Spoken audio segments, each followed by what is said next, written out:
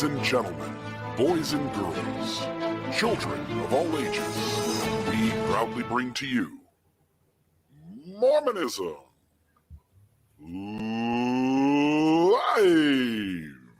Shut up and sit down.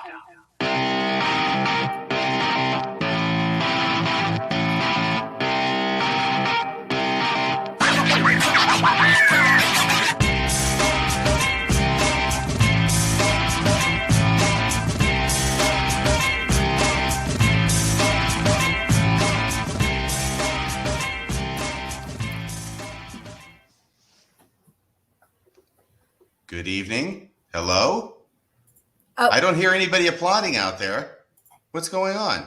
What happened to the applause? I tried. I put it on. It never works. Every time we try it. We were talking about that before the show started, and Maven had said she was going to try for that I'm applause. I'm going to try it anyway. I could hear okay. it. We can do it ourselves. We'll make our own applause. Thank you, everybody. Thank you, please. That's enough, really. By the more perceptive amongst you will notice that Bill Reel is not represented on the screen this evening. It is instead the amazing Maven. Hello. Now I am hearing the applause. Okay. You are? Yeah. Oh. It's so loud I can hear it from my underground bunker. Nice. Where's Bill? Bill's not with us tonight. The backyard professor says he's been kidnapped by demons. That works. He's been kidnapped. Well, he's not going to be here tonight, and he's not going to be here next week.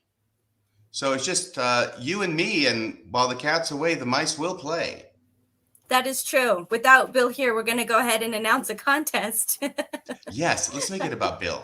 I don't know. The nickname for Bill. No, actually, that's not the contest. Go ahead. You take this over. This was your idea. This is a great idea. I'll stop. Go ahead.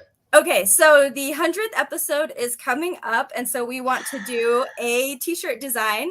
And since none of us feel particularly, adept at that, we wanted to go ahead and open it up and make it a contest for our viewers. So I think we're going to try to shoot for 2 weeks to take submissions in, and then once we get them all, we will post them somewhere publicly, either on Facebook or some other platform where they can be voted on, and then the winning design will be revealed on the 100th episode. So Really?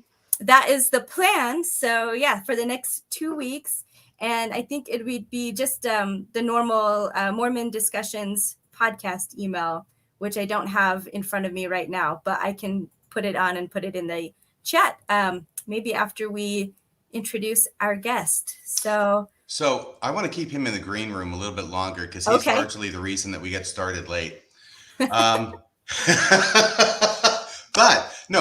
this contest, this is specific to Mormonism Live. Is that correct? Yeah. It's not the Mormon Discussions general brand. It's because it's certainly not the Backyard Professor.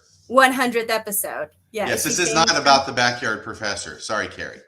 Although I understand that there are certain fans of his show, and I'm one of them, who's looking forward to getting some kind of t-shirt that has somewhere written on it the words, "Yeah, baby, yeah." I don't think I did that very well. He does it much better. That would be good. He does have that phrase, right? Oh my gosh, I think he was just calling me. I was just getting a call from Boise, Idaho. It's either funny. Carrie or somebody in prison. Could be the same person, I'm not sure. Anyway, sorry, Carrie. Don't talk to the cops if you're calling for legal advice. He's got the "yeah, baby" in the chat here. Maybe you have a right to remain silent. I advise you to exercise it. Okay, so we do have somebody who's very, very important. We've got, I think, the world's most renowned scholar and expert on Joseph Smith, certainly, especially within the 1920s and the 1930s. I know he's working on the 1820s. He's got 1830s covered in a publication coming up. In 1840s, he's working on. So this gentleman knows Joseph Smith, and especially during the time period we're going to be interested in tonight, because we're talking about the 1820s. We're talking about the visits, the yearly visits of Moroni, or whoever that character was who could only appear one evening of the year at one location to give information to Joseph Smith. And that person that we have on the show is Dan Vogel. Let's bring him on with a big hand, everybody. Whoa. Hello. Hello, everybody. It's looking dark there.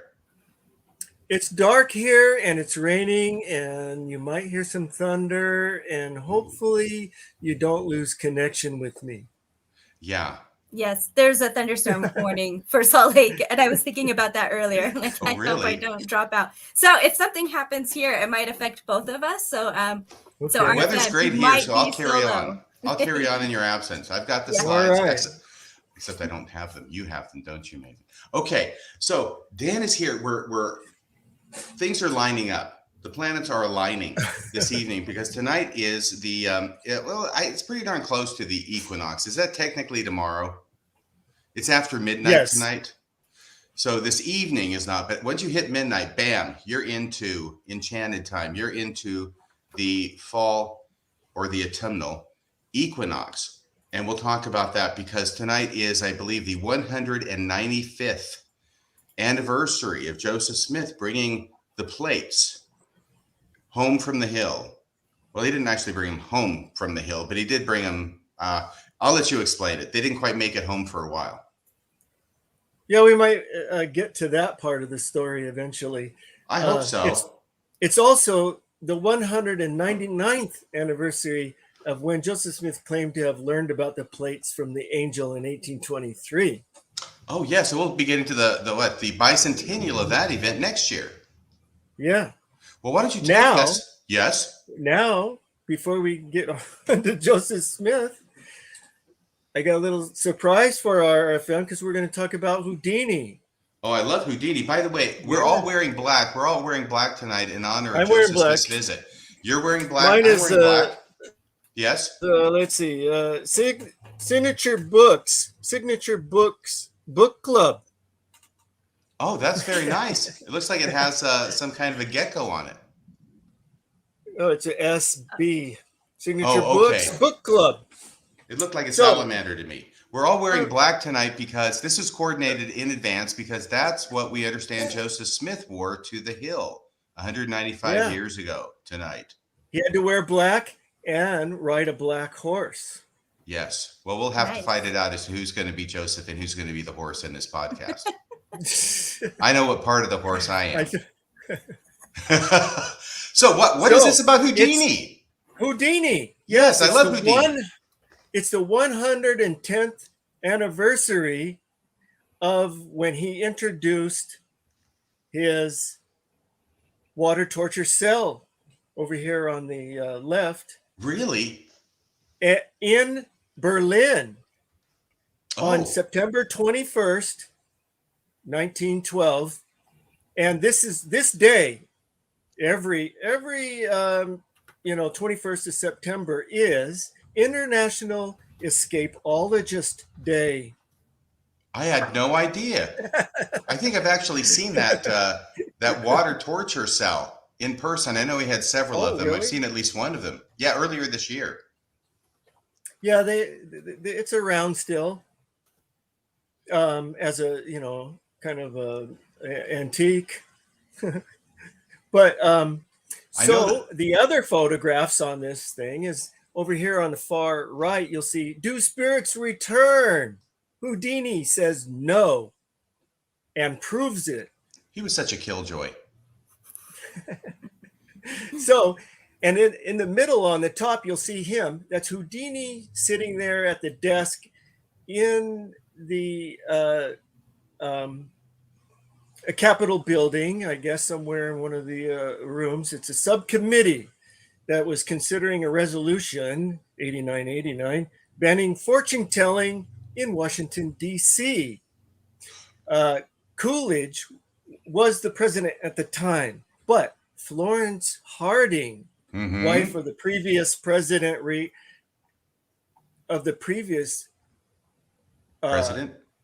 President Warren Harding, she used to consult a psychic medium in the White House. Her name was Madame Marcia, who eventually wrote her own expose of herself when an astrologer ruled the White House was the title. When an astrologer ruled the White House. So she claimed that she played a pivotal role in the Harding administration. So this is what got Houdini's ire up because he knew that it was all a bunch of hokey and tricks and things, and he didn't want congressmen consulting mediums in the District of Columbia regarding, they would call up the ghost of the favorite was Abraham Lincoln, and they would ask advice of this Abraham Lincoln's ghost on how they should vote on things. I mean, is that the way you want the country to run? So, well, Houdini, could it be any worse? Houdini to the rescue. Could Abraham Lincoln give us any worse advice than what we're getting nowadays? I don't think so. But this is something that's happened since then. I remember Nancy Reagan. There were stories about her consulting an astrologer to decide when her husband should take trips and when he shouldn't take trips, right? And then there was also something about and Hillary Clinton talking. Maybe she was speaking euphemistically, I don't know, but talking with FDR's wife, and now I'm blanking on her first name. Her last name was Roosevelt. Eleanor, thank you. Yeah, remember that one? Talking with Eleanor Roosevelt. So this is something that's not just for 100 years ago, but that's fascinating. I mean, this is going on even now. Just maybe people aren't being so open about it. So Houdini, behind him, if you see that picture in the Senate or Senate room, I would say, that's one of the senators that actually consulted mediums sitting right next to him. And Houdini would wave this envelope with $10,000 in it for any medium that can produce some kind of psychic phenomenon. And the room would go dead silent. So, so the mediums were all sitting behind him there trying to, give him a hard time and making snide comments during the whole time. And there were fights. One of the medium's husbands stood up and almost punched Houdini in the face. Wow. I wouldn't want to try and punch Houdini in the face. He's pretty wiry. He's pretty strong. Yeah. So this is a perfect segue into our subject. If I were going to punch Houdini, I think it'd be in the abdomen when he's not looking. Good one. Good one, RFM. Oh, thank you. Thank you. Now we're going to make our way to Joseph Smith at some point. I feel certain of this. Yeah, right now. That it's the 100th anniversary of National Escapologist Day. Yeah. So that's what we're going to be talking about. Joseph Smith's annual visits to the Manchester Hill, 22nd of September, 1823 to 1827. He's trying to liberate those plates from the hill. It's a natural segue from Houdini. So you like this little picture I made of people out there? Here's the guys working the rod in the front there, I thought either he was working the rod or he was just glad to see me. Okay, Mae West. But this is a great background. This is the only thing I had any involvement in, was asking you to come up with a spooky background. That was all my involvement. You came up with this, and I love it. It's great. Thanks. Okay, we'll get on to our... one thing I need to mention before we change the picture here is that we're going to be talking about the occult. And the occult should not be confused with Satanism, which is commonly done. No, that really pisses Satan off. He considers it a victory for Mormon. I don't even know what this means at this point. Please continue. So the occult means it involves, do you hear the thunder? I hear the thunder. I told you it was going to be spooky. Oh my gosh. Involving or relating to the supernatural, mystical, or magical powers or phenomena. The term occult comes from the Latin word occultus, meaning clandestine, hidden, or secret, and refers to knowledge of the hidden, or nowadays we might say, knowledge of the paranormal. Mm-hmm. And that's all. Nothing about Satan. No, there's no Satan. There is no Satan in occult.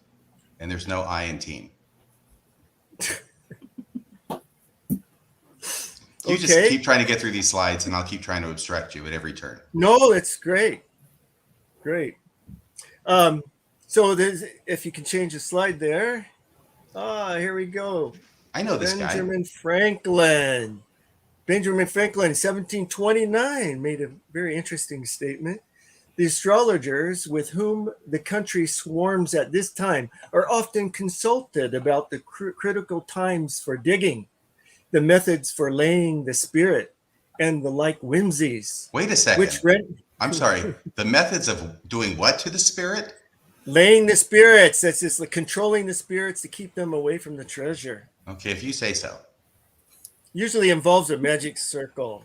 Yes, and the like whimsies, like laying the spirit. Go ahead.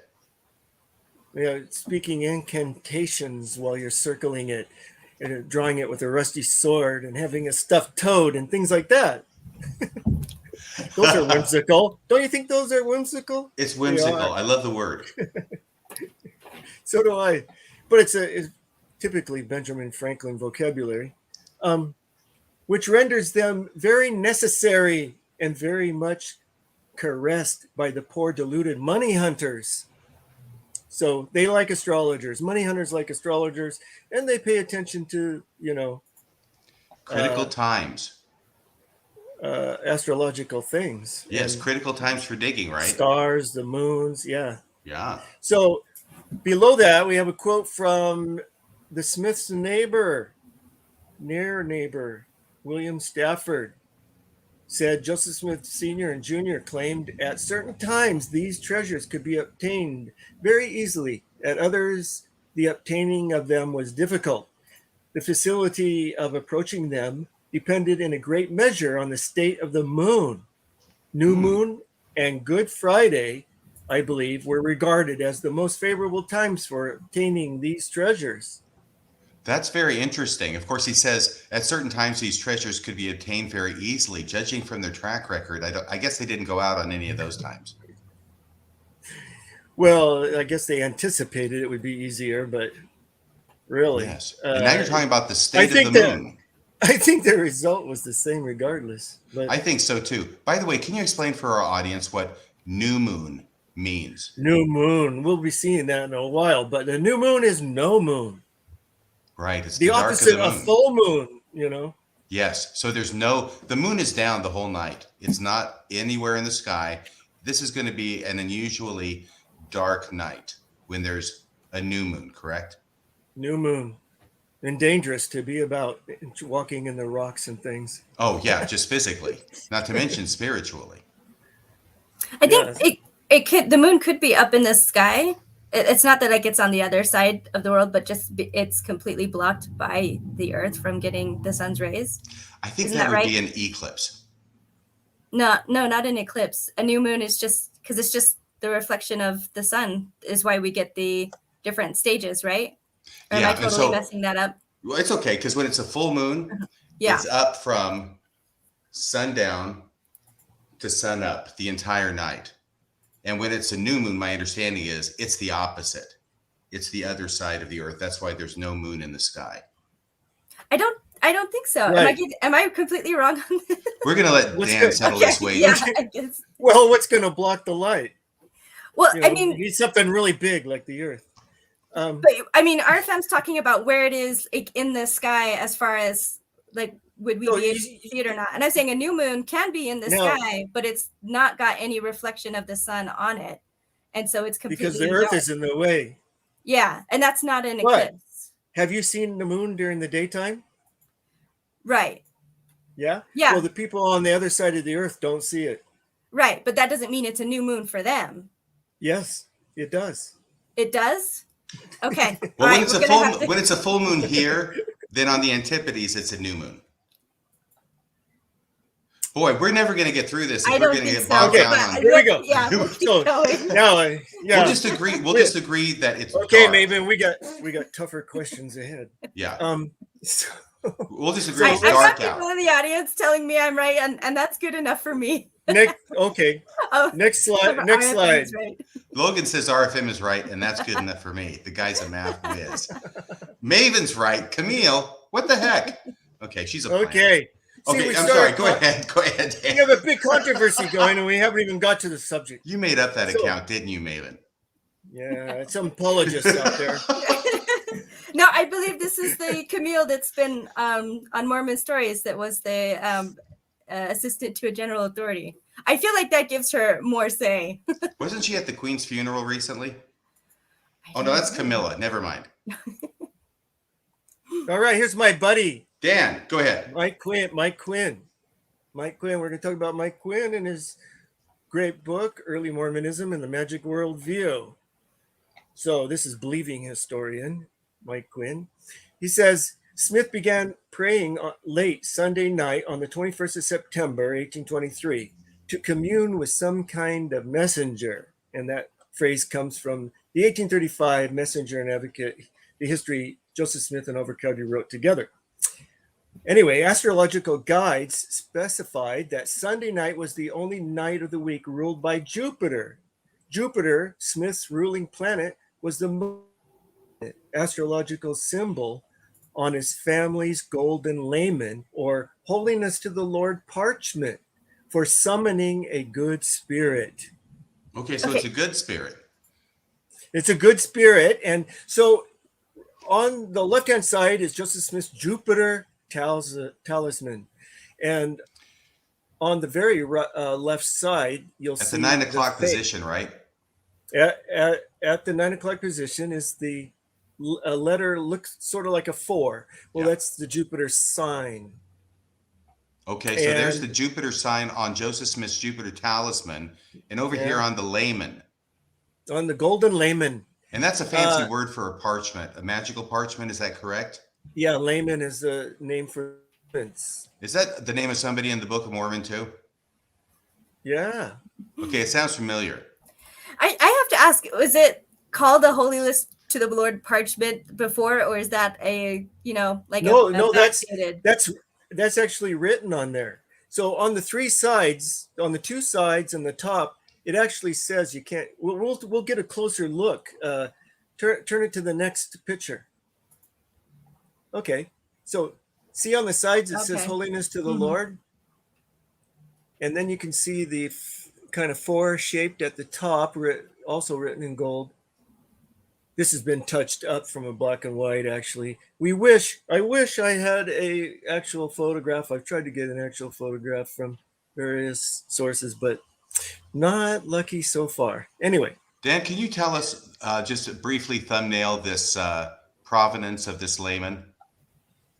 Oh yes, this is the Smith family parchment. There's 3 parchments, and they folded them up. You can see if you look really close. They folded them up and put them in a little pouch, and it had like a little strap to carry around the neck, so it's like on your chest sort of. And then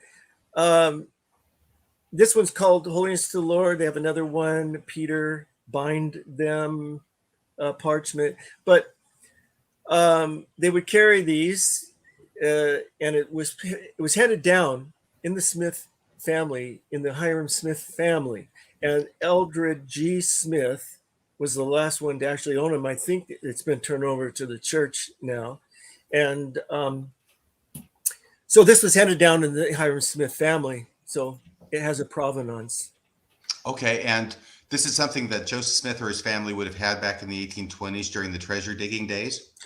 Yes, and Quinn goes into a vast detail to show that certain parts of this were copied out of occult books, magic books, folk magic books, occult books, white magic, not black magic books, Christian magic, you might want to call them, because they usually believe in holiness to the Lord. They're not holiness to Satan or anything. Right. So, and can I just mention that? Oh, sorry. Maven, did you have something? My understanding was that with this kind of stuff, it was seen almost like scientific. That that it wasn't really seen as paranormal, but that they were exploring and learning about the world, in the same way that a naturalist might be studying, bugs and things like that. That these were all kind of in the same category to them. Yeah.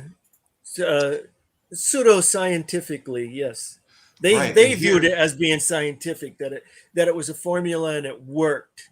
It wasn't like in religion, faith, God does it or doesn't do it. This is like, if you do it just right, the spirits have to come. So yes, the power of Christ compels you. And by the way, I do notice that here on this parchment, that right here with this design right in the middle, and then to the right on the 3 o'clock position, it looks like we have the 3 crosses from Golgotha to give it a distinctly Christian flavor. Yes, exactly. Good point. Now, these 2 wheels that you see in the corners, there's 2 round figures with various symbols in them. That is copied from magic books or for occult books. One of the occult books that has this in it is Reginald Scott's Discovery of Witchcraft, 1665. And he has them drawn out there, but he also, below that, has words that tell what they mean. So the one on the left says, "Whoso beareth this sign about him, all spirits shall do him homage." And that's what the treasure digger wants to happen. And the other one says, "Whoso beareth this sign about him, let him fear no foe, but fear God." So it is religious. All right. You're muted, RFM. I did that on purpose. I was missing Bill so much. I wanted to hear somebody say his favorite line. I think that's the closest you guys have to a catchphrase. I know, you're muted. All right. So when it was put in that Discoveries of Witchcraft book by Reginald Scott, is that something that he thinks of as something that's bad that he's exposing? Or is this more of a how-to book? Reginald Scott's book is very interesting. I first learned about the book as a magician.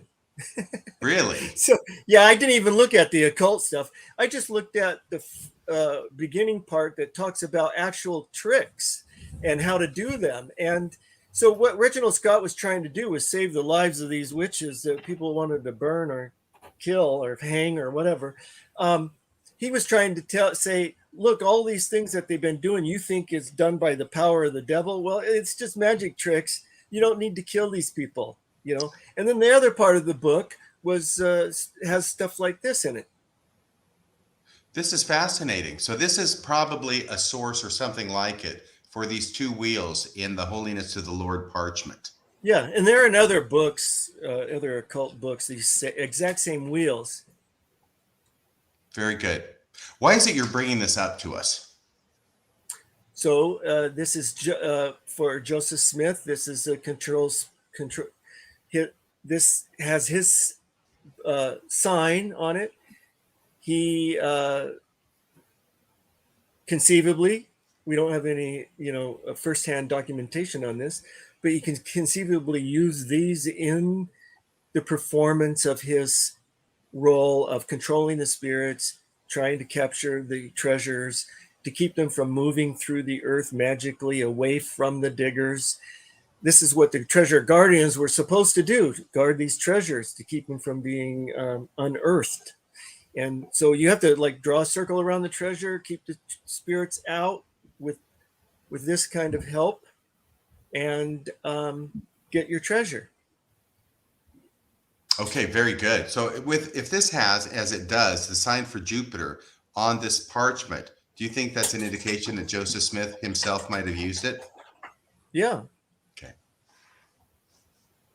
I mean, that's just inference. Right. An inference. A reasonable inference. Okay. Okay. Next, should we go to the next one? Yes. There we go. Oh, here we are. My friend Mike Quinn again states, Smith's prayer on the 21st of September, 1823 occurred once the moon reached its maximum fullness the previous day, and just before the autumnal equinox. The full moon was the preferred time for treasure digging. But, it was one time. William Stafford mentioned the new moon. There was other days that they would find significant. And it wasn't always exact, I don't believe either. It could be near the time, or they still had there's some leeway. Some wiggle room with the spirits. Yeah. Okay, so then Palmyra minister John A. Clark reported that Joseph Smith often acted as a seer for the local treasure-seeking company, and that in the autumn of 1827, Martin Harris told him it was after one of these night excursions that Joe, while he lay upon his bed, had a remarkable dream of an angel who told him about the gold plates. So, Is that treasure the digging earliest?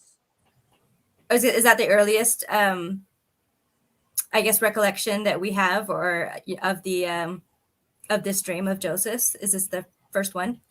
RFM, you're muted. Johnny Clark's saying this in 1840 about what he was told in 1827. There are earlier dated accounts than 1840, of course. I mean, Okay. it's Joseph Smith himself, but Right. but he's telling a different version, as we'll talk about a little bit later. He's telling about a remarkable dream, but he's associating. The important thing is that he's associating that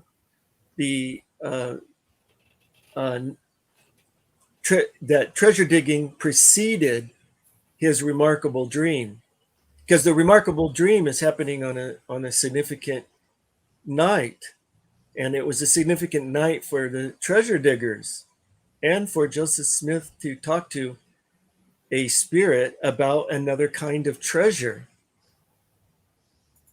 Very good. Very interesting.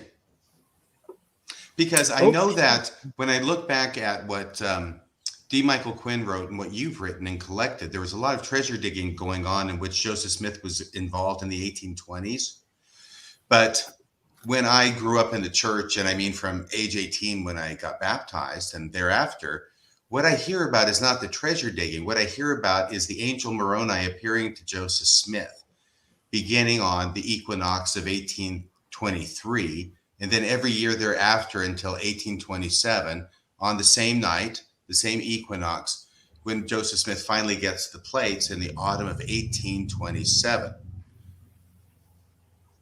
Yes, and so what we're going to be discussing here is how the story was sanitized from the folk magic elements.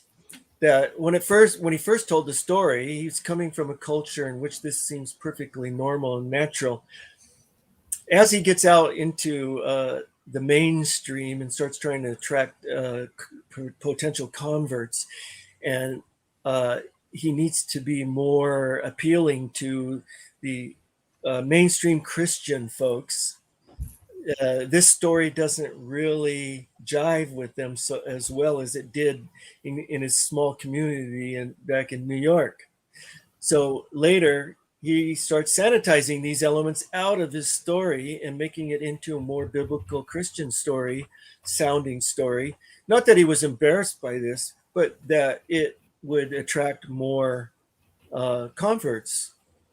Right. And the natural mechanism, I think, for that is the movement of the saints from New York to Ohio, where you live. And now they're encountering all these disciples of Christ, members who have now converted to the church. So there is already this audience early on that may be attracted more to a biblicized kind of church history involving Moroni. Yeah. That's right. So, let's take a closer look at these, at the moon. This is your moon for the whole month of September 1823, so we can look at it. So you see the 22nd. So he starts praying on the 21st, actually.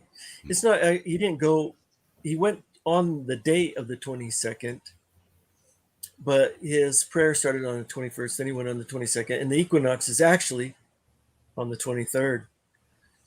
So it's close, but not very impressive, right? Right, because there's a 28-day, I think there's a 28-day, what am I trying to say? What? Cycle? Cycle, thank you, with the moon, right? From full to full or from any place to any place. And so, having said that, yes, sometimes a coincidence is just a coincidence. And I sometimes get just a little leery, maybe too strong a word, but I always want to be very careful that things that are being set forward as being landing on a certain date really are, and are not just off a day or two, because the further off you are, I mean, if it's right on, it could still be a coincidence. But when you start making room for error, then it's even more likely it could be a coincidence. Yeah, so I think there's a reason for it being not exact, which I'll talk about in the next slide for 1824. So 1824, he goes back to the hill on the 22nd, but look what happens. Bam! New moon. You see, new moon that William Stafford mentioned, and equinox. Right on the same date. Right on the same day. And I think this was the key day, and he stuck with the 22nd because of that. Okay. And there was no exact day maybe on the other years. I don't even, well, the next slide, I'll explain a little bit more about what I think happened. So we'll take an overview of 1823 to 1827. So you see here we have in the third column over there, September 23rd is the equinox in 1823. And it's the 23rd on all the years except for the 24th. Now, so in 1823, you'll see the full moon is on the 20th, and the new moon is like way away, like September 4th. And then in 1824, you'll see that the new moon and the equinox are the same day. Then in 1825, and I have a little asterisk, and down at the bottom, probably did not occur. Yeah, okay. So you're saying the visits on 1825 and 1826 to the hill by Joseph Smith probably did not happen. Right. He made the story up later that he went every year. My reconstruction is that he went in 1823. He was told to come back in 1824, and 1824 failed because he got tricked. And that was the end. It failed. That was the end of the story.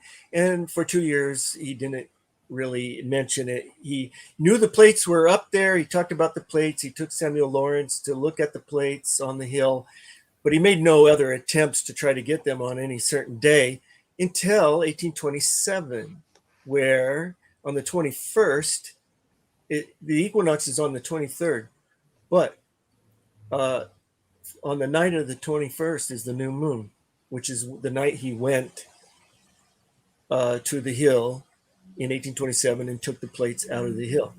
Okay, so there's two strong correlations with the new moon and the equinox, and that's in 1824 and again in 1827.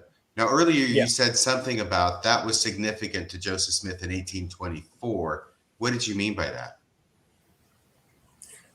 Well, we'll get to that. Sorry if I'm getting you ahead of your slides. Well, I think everybody probably already knows, but we'll get to it. Okay. Okay, so next slide, we'll look at closer at number 1827 before we move on. So here's the new moon. So on the night of the 21st, the new moon, which goes all night. The 22nd is really from the 22nd to the 23rd, and the 21st new moon is from the 21st to the 22nd. Right? Yes. So he goes on the new moon to get the plates, and the equinox is 2 days later. Yes. But it's the new moon. And it's also on a Sunday, by the way.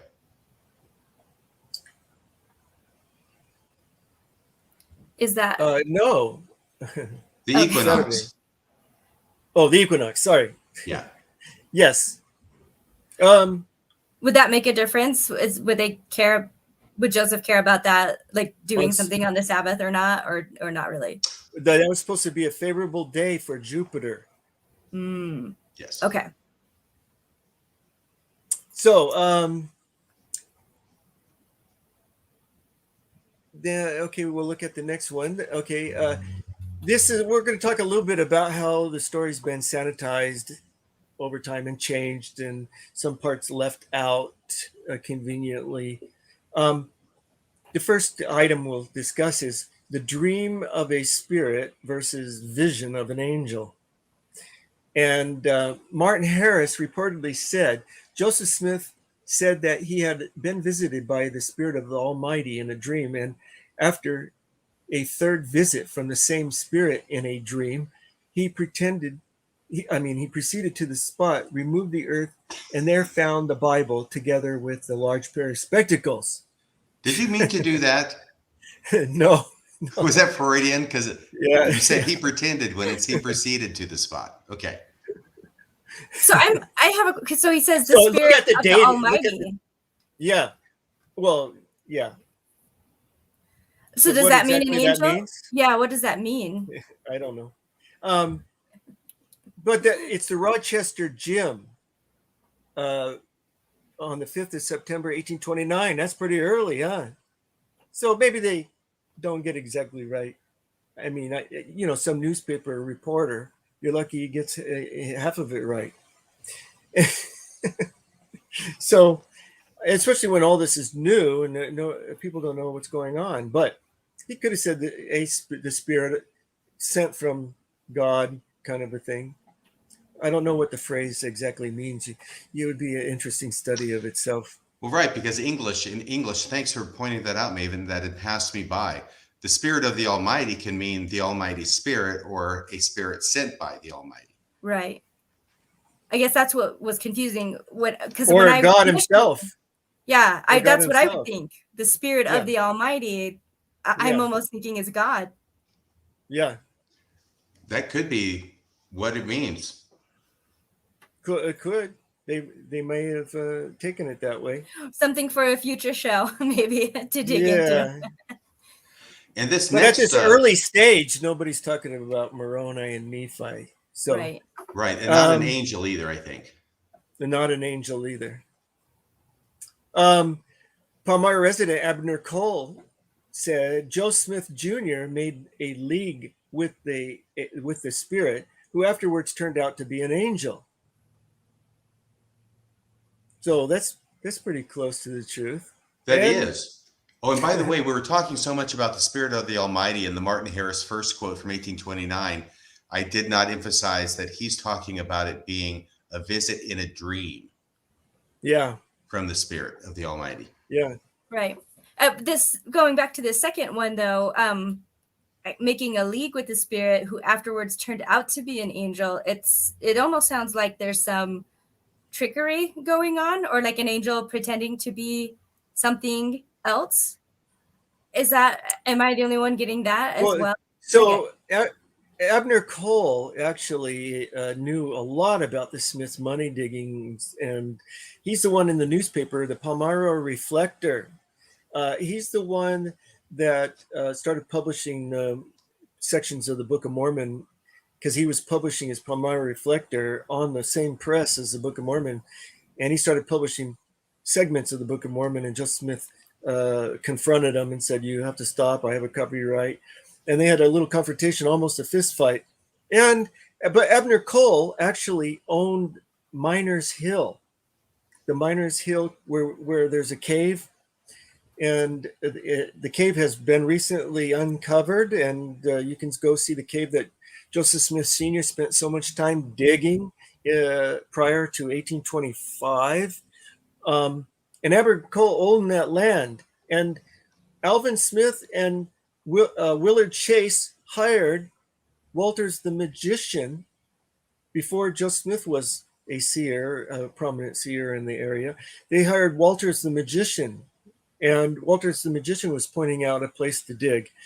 And then they decided, they fired him, and they hired young Joseph Smith to be the seer. And Abner Cole also said in the same Palmyra Reflector that the mantle of Walters the magician fell on young Joseph. Right. And young Joseph, according to Lorenzo Saunders, whose family was the one living on the land, renting from Abner Cole, where the hill was, Lorenzo Saunders said that Joseph looked into his stone and saw a golden throne and one of the Native Americans sitting on it. And So they were after this golden throne that was inside this hill, and Joseph Smith Sr. would dig day in and day out, according to Lorenzo Saunders. So Abner Cole knows what he's talking about when he talks about Walter's the magician and this hill, and that it was a spirit that he originally talked about. And then later, when it became a religious, when it became known that it was more of a religious enterprise, it all of a sudden became an angel. Right. And that's sort of what I see Abner Cole saying is it's June 12th, it's 1831.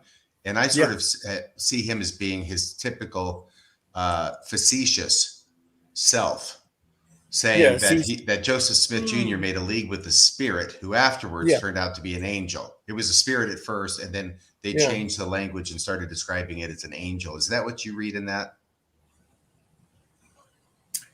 Yes. So Abner Cole is being satirical. Okay. That was kind of a style of the time, a political writing style, actually, of the time.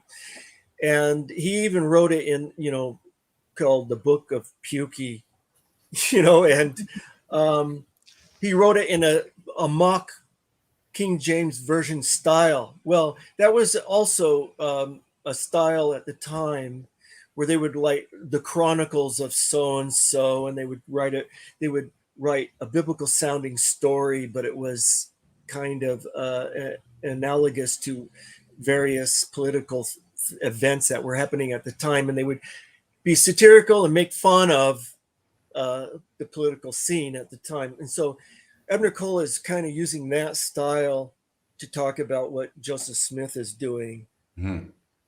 And so he's once you've read the book of, I was going to say, once you've read the Book of Pukey, you have to make a visit to the Golden Throne. Okay, so there's more quotes on this slide. We better read those. Oh, yeah. Okay, so fellow money digger Willard Chase claimed, Joseph Smith Sr. related to me the following story, that some years ago a spirit had appeared to Joseph, his son, in a vision. So don't let vision throw you off, because Joseph Smith Sr. had dreams that he called visions, just like Lehi in the Book of Mormon. All right. Next slide. Next slide. This one's kind of fun. This is Moroni versus Nephi. I think a lot of the viewers already know about this controversy about was it Moroni or was it Nephi? And Joseph Smith doesn't seem to know what the name of the angel is. What was this an attempt to avoid the charge of necromancy? This is my solution to that problem. In his official history, Joseph Smith said, he called me by name and said unto me that he was a messenger sent from the presence of God to me, and that his name was Moroni. That's the version I know. Yeah, that's the published version that everybody reads nowadays. But Book A1 of the manuscript history reads Nephi, which was published in 1842 without correction in the Times and Seasons. B.H. Roberts changed it to Moroni based on several sources dating both before and after the official history, where the angel was named Moroni. So the manuscript history stands out like a sore thumb among all the other sources. So like RFM mentioned in one of our conversations, that did Joseph Smith just, slip as it had a memory problem or a accidental slip of the tongue kind of a thing? And I said, well, that's possible. But if it was, or if it were, intentional, there might be a reason for that. Because this is actually being dictated by Joseph Smith in 1838, correct? Yes. And it's not published until 1842. I know Joseph Smith was busy doing a lot of things, getting arrested, spending, 6 months in jail, all sorts of things he's busy with. But it does seem interesting that Nephi is said by him, it's written down, nobody apparently corrects him, and he doesn't see fit to correct it, assuming he was aware of the error in the 4 years between. he was the editor of the Times and Seasons at the time. Right. So you would think he would have had more opportunity to correct this error if he thought it were an error than just when he's talking and making a slip of the lip. Well, he may have overlooked it, and he may have intended to change it, but he didn't. Okay. But if it were not a mistake, if it were intentional on the part of Joseph Smith, what do you wean from that, Professor Vogel? Would it be an attempt to avoid the charge of necromancy? So unlike Moroni, Nephi would have been among the saints that arose from the dead at Jesus's resurrection. Right. This is very important. He would have had a body. He wouldn't have been talking to a ghost of a dead person. It would have been like seeing Jesus after the resurrection. That's not necromancy. Right. All the righteous before Jesus is resurrected are resurrected with Jesus. But if you're righteous and you're after that point in time, then you're kind of, as a general rule, out of luck until the second coming, right? Yeah, that's the story. So if it were Moroni, that's theology. So if it were Moroni, it would be a spirit. If it were Nephi, it would be a resurrected being. Is that correct? That's what you would normally assume. Now, so necromancy, that would be like calling forth, I guess, involves a body, right?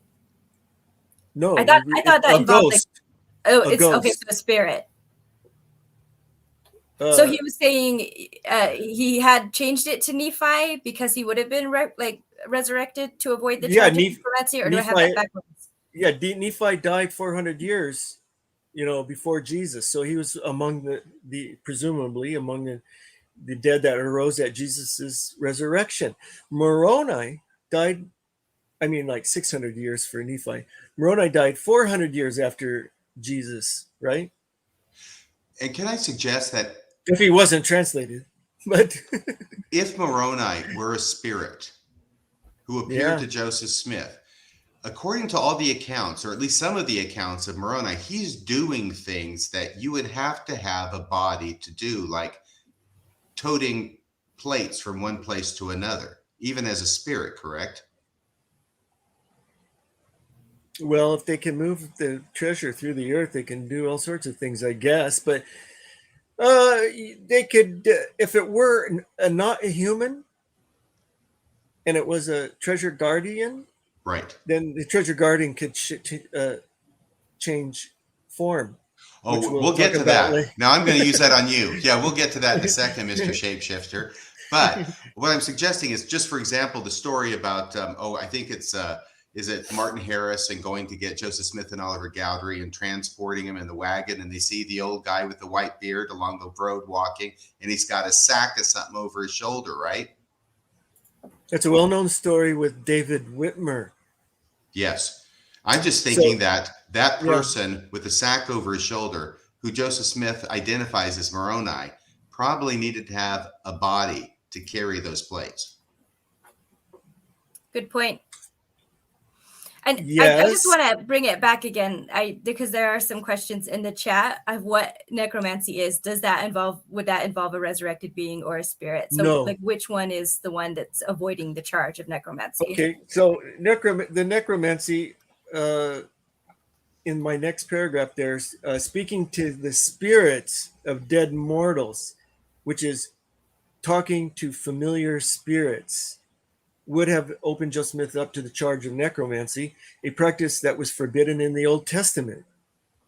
So the Old Testament doesn't know anything about resurrection, by the way. So wizards in the Old Testament talk to the spirits of the dead, and that was forbidden, and they would be put to death under Moses's law. So yeah, I looked that up, Dan. I looked that up. There's at least 20 verses in the Old and New Testaments that talk about wizards in conjunction with familiar spirits and those that peep and mutter. You remember that, right? But there's also this passage from Isaiah chapter 29 and verse 4, where it's talking about the Nephites. At least that's how the missionaries taught me. It's talking about, and it says about the Nephite nation, right? And thou shalt be brought down and shalt speak out of the ground, and thy speech shall be low out of the dust, and thy voice shall be as of one that hath a familiar spirit out of the ground, and thy speech shall whisper out of the dust. Now, that was taught to me, and I've certainly heard general authorities, though not recently, talk about this passage relating to the Book of Mormon, and how when we read it, it does strike us as familiar. We recognize the Spirit of God in it, and that's why it's a familiar spirit, because it's familiar to us. And it came out of the ground in the hill Cumorah. So what do you think about that, Dan? The Book of Mormon itself uses that phrase, one that hath a familiar spirit. It's, and it tries to use it in that fashion. And but in the Old Testament, it is the familiar spirit is the spirit of a dead person. Speaking out of the dust, that specific passage is that in the commentaries, it usually talks about that that Israel will be beaten down and speak from the ground as somebody that is a ghost. Right. And so it changes familiar spirit to the word ghost in some translations. I see. Yeah, the connection that I made, which was a long time after when I'm doing biblical studies, is to much to my shock, I find that when it says familiar spirit in Isaiah 29:4, it's not talking about that we recognize it. It's talking about a familiar, like a witch or a wizard would have. And it's out of the ground in the sense that when they went to consult familiar spirits, they would dig holes in the ground because, of course, that's where they lived. And this is very similar then to the story of the witch of Endor, I think it is, who summons the spirit of Samuel at the request of King Saul. Do I have that right? Yeah. Yeah. Right. And that's why that's why that was considered to be so bad, because she's summoning a familiar spirit out of the ground. Yeah. So she's doing what she's supposed to do as a witch in old Israel, but this is where it's described and that connection made between familiar spirits being summoned out of the ground and speech coming forth out of the dust. Good. Yeah. So another, I could hear your heart beating, RFM. Was that me? I don't know who it was. What was that noise? I have no idea. It is my brother just got my sister-in-law a treadmill upstairs, and they're. Could you go upstairs and tell him to knock it off for another hour? I'm going to send a text. Okay. Oh my gosh. Okay. A lot of unusual things happening. I think that was the thing that goes bump in the night. Yes. I know how that goes. Hey, by the way, I have my own Seer Stone that I brought tonight. And I keep looking at it. I can't read it. I keep looking at it. All I see is Spider-Man. What do you see? Do you guys see anything? Yeah. Nope. Okay. Well, I guess that only works for me then. Okay. So everybody can hear me? The next quote kind of brings us a little closer to what we're thinking of here. Apostle William E. McLellan asserted, Moroni was a disembodied spirit and hence could not appear unto man to give any manifestation. Therefore, the statement of his appearing unto Joseph to reveal the place of the deposit of the plates is false. I have no doubt an angel ministered to Joseph, but it was not Moroni. What does that mean? Do you think he's talking about like an angel of the devil or something? No, he's just saying disembodied spirits cannot minister to man because it's forbidden in the Old Testament. So he's saying it has to be Nephi. He's saying it was an angel, and of course, angel to Mormons means something different to Christians and the outside non-Mormon Gentile world. Angels are special creations of God, not dead mortals. That's right. Right. And Joseph Smith really is at pains to try and talk about the difference in the beings that can appear to you. There can be evil spirits, there can be the spirits of just men made perfect, and there can be resurrected beings. So this is something that he was very much concerned with too, it seems. So Joseph Smith more or less redefined the word angel to make it fit a more Christian narrative. And you think that if he was intentional about his use of the word Nephi, it was in order to facilitate these problems that arose from having Moroni do all this stuff. Right. So in the next slide, we'll talk a little bit more about the timing of the Nephi designation. Joseph Smith concluded his narrative by explaining that upon his completing the translation, he delivered the plates to the angel and that he has them in his charge until this day, being the second day of May, 1838.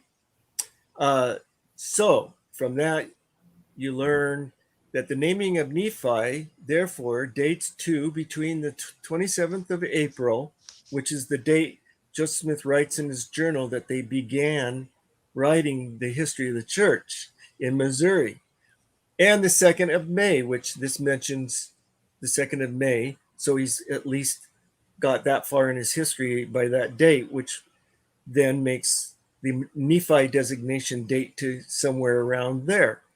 But give me a second here.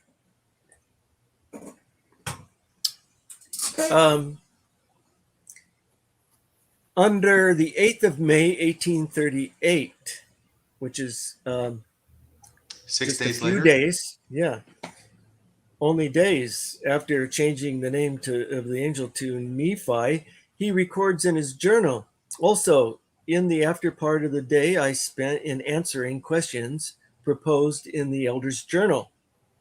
In one of these answers, he mentioned Moroni being dead and raised again therefrom appeared unto me. Here, Joseph Smith reverts back to Moroni only days later, but takes pains to explain that the ancient prophet had received a special resurrection, perhaps revealing a concern that had previously led him to experiment with the name Nephi. That's my theory. So when he says Moroni being dead and raised again therefrom, I would take that as meaning that he was resurrected. Yes. What do you think, Maven? So, well, I'm wondering, so it was Moroni first and then Nephi and then back to Moroni? Yeah. Is that right? Okay. Yeah. When was it Moroni before, Dan?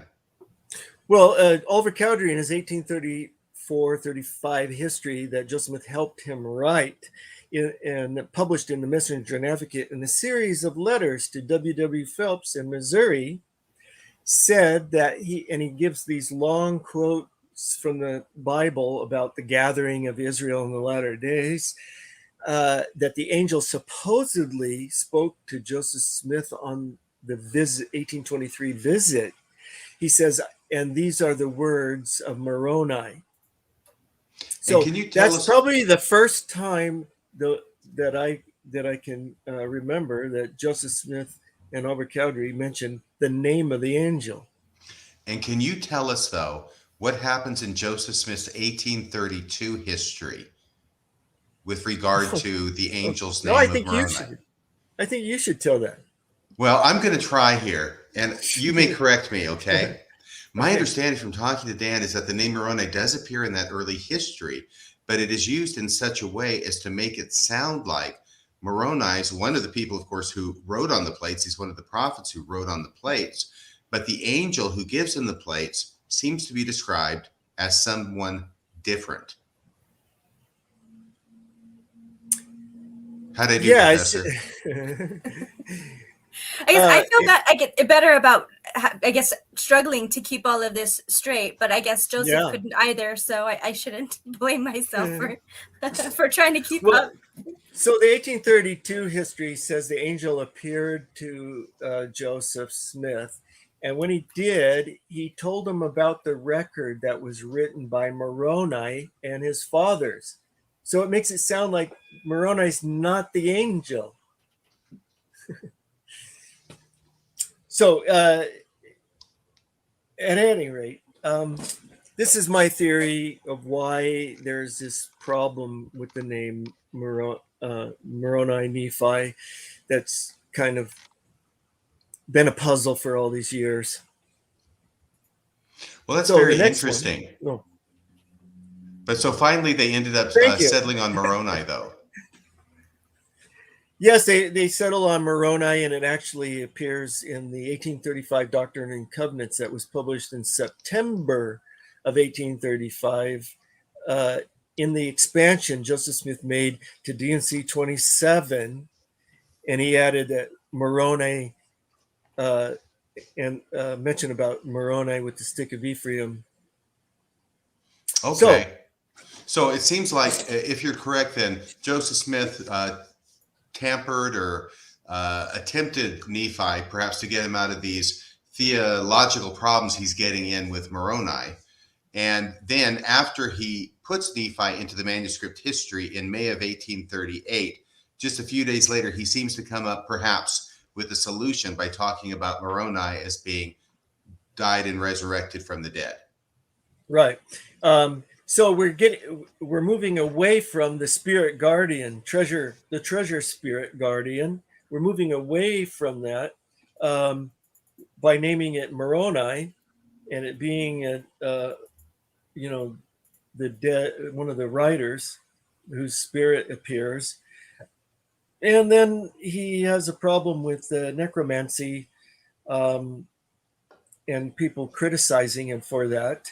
He was criticized. One of the interesting times he was criticized for that was when in 1828, after the death of his firstborn, that they named Alvin, by the way, in Harmony, Pennsylvania, he and Emma went to the Methodist class in Harmony, Pennsylvania, and wanted to join the Methodist class. But as Emma's cousin, Joseph Lewis, reported, we thought it was a disgrace to the church to have a practicing necromancer, a dealer in enchantments and bleeding ghosts in our class. So Bleeding ghosts. Ghosts, ghosts with their throats cut, because the story of Captain Kidd is that they You had to kill someone over the treasure so they Yeah, would guard and it, right? Well, and they throw the body in when you bury the trunk, and the spirit hangs around the body and scares people away. It's menacing,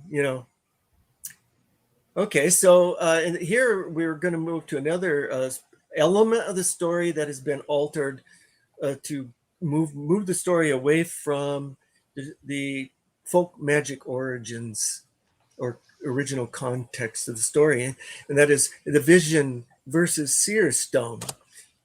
So in his official history, Smith wrote, while he was conversing with me about the plates, the vision was open to my mind that I could see the place where the plates were deposited, and that so clearly and distinctly that I knew the place again when I visited it.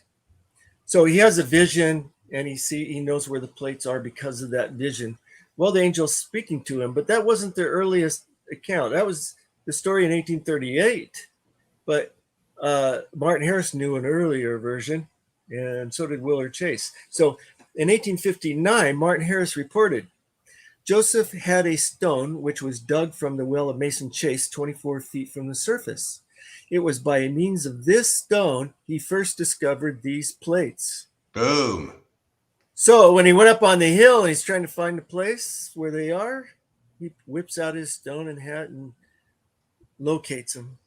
Pardon me while I whip this out. Okay. Something I would have probably said in the locker room, but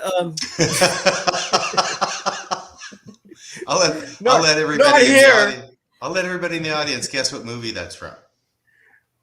Blazing Saddles. Boo! Yes, very good. You already got it.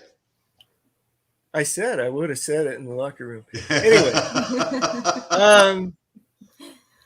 In 1833, Willard Chase recounted an argument he had with Smith about the stone. Joseph Smith, then observed that if it had not been for that stone, which he acknowledged belonged to me, he would not have obtained the book. You see, this is so interesting because we have two accounts from people who definitely knew Joseph Smith at the time, talking about how he found the plates by use of a seer stone, by putting it in his hat, I would presume, the normal method. And then we get to the 1838 history, and now there's a vision that he receives. There's no mention of the seer stone being involved in the official church history. So he gets it by a vision, which is certainly more biblical, I think, than using a seer stone. And by the way, Dan and Maven, can I get you to comment on this? Because I think this plays into this. There has long been a tension among those who know that Joseph Smith used a seer stone at one point in his history. And when does he stop using that seer stone?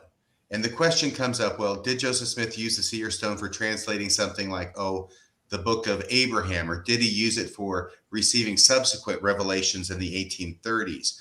And then there's always this transitional story that's told about how Joseph Smith finally got to the point where he was familiar enough with the process of receiving revelation that he didn't need a seer stone anymore, and he would just sort of receive it directly from God without this mediation of a rock. Do you think that plays into this at all, Maven or Dan?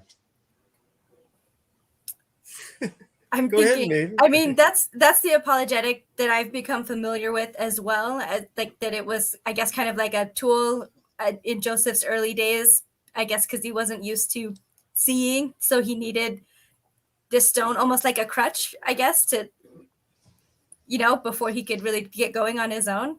But that has always been, I think, a recent argument made after the fact. So I don't know. I don't feel like that was in play at this time, but I haven't done the research that Dan has to know if this was ever something that came up. But that's my understanding, is that it's a modern kind of post hoc rationalization.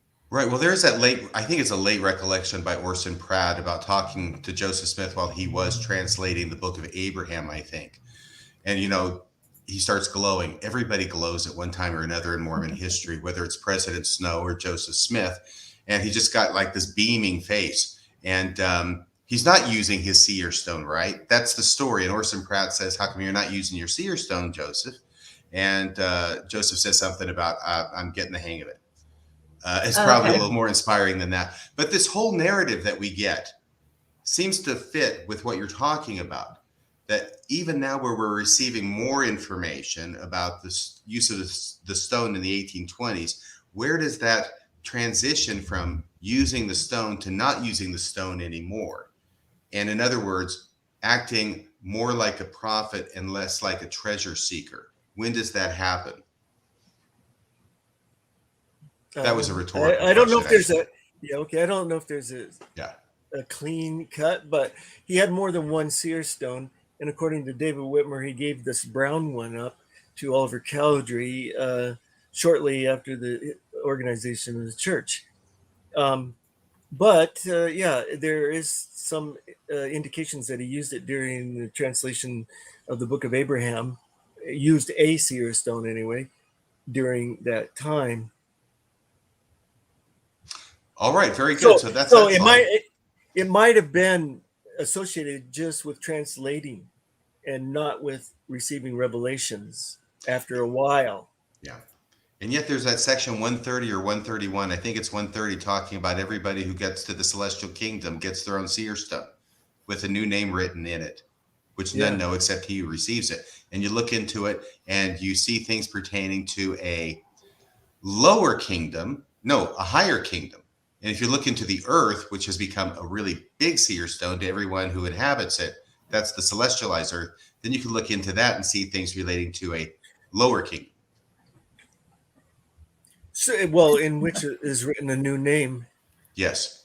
And so at this period of Joseph Smith's history, in the when he's 1823, he's going to the hill and trying to find the plates. He cannot mention the seer stone because he doesn't want to bring the subject of folk magic into his account. Everything's a Urim and Thummim, but he hasn't got the Urim and Thummim yet, so he can't use the Urim and Thummim to find it because the Urim and Thummim's in the box. So he has to invent the vision of the mind. That's his only way out without mentioning the Seer Stone. This is very, very interesting. Are we ready to go on to the next plate? By the way, some people are saying that this picture, this drawing of Joseph Smith with his face in the hat, looks like he's throwing up. This is what they used to call visiting the golden throne. Well, he did like to drink. The Technicolor yawn. So here we go. Next slide. Okay, I knew that would get you to change this slide. Okay, here we go. Here is done. Joseph Smith was instructed not to take the plates versus physically prevented. Smith's 1832 history reads, I made 3 attempts to get them, and then being exceedingly frightened, I supposed it had been a dream of vision. See, there's a dream vision mixture that we were talking about earlier.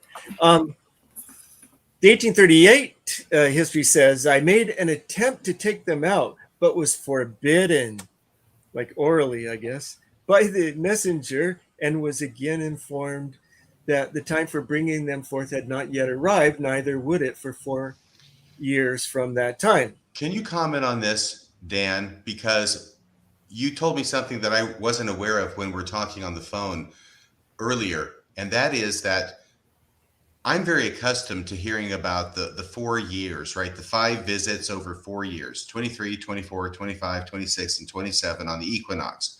That is just drilled into my head. But I think you had said that the first time that anybody mentions these yearly meetings or yearly visits by Joseph Smith on the equinox to the hill was Joseph Smith in 1838. And it was right here. Is that correct? Yes, this stands alone, kind of, or any history, any account that is derived from the 1838 history will mention this also, but it stands alone as mentioning the 4 successive years of visiting the hill. And I'll bring that up in a few more slides. Okay, so now the next account is the Oliver Cowdery 1835 history, which Smith helped to write. On attempting to take possession of the record, a shock was produced upon his system by an invisible power, which deprived him in a measure of his natural strength. He made another attempt, but was more sensibly shocked than before. He had heard of the power of enchantment and 1,000 like stories, which held the hidden treasures of the earth, and supposed that physical exertion and personal strength was only necessary to enable him to yet obtain the object of his wish. He therefore made a 3rd attempt with an increased exertion, when his strength failed him more than at either of the former times. So this is like very close to sounding like a treasure guardian guarding its treasure. But he's only heard these stories, not participated in spreading them, which is the truth. He's only heard of them. Yeah, right. He's the one that was spreading these stories. In the 1826 trial record, people are testifying that he told them that the treasure had moved away. He's giving those stories out himself. He hasn't just heard about them. He's a dispenser of this stuff. Can I mention something by way of question to you, which is, I'm not the expert on treasure digging in the early 19th century, but I've heard many stories about how you didn't do the procedure absolutely correctly. You didn't bring the right person. I know you'll get to that in a few slides too, but I've never heard any story about how all you have to do is try harder. Well, I haven't either. Is this the only one? And is this the only account in the 1835 history in the Messenger and Advocate that mentions this particular reason that Joseph Smith was not able to get the plates on the first visit in 1823?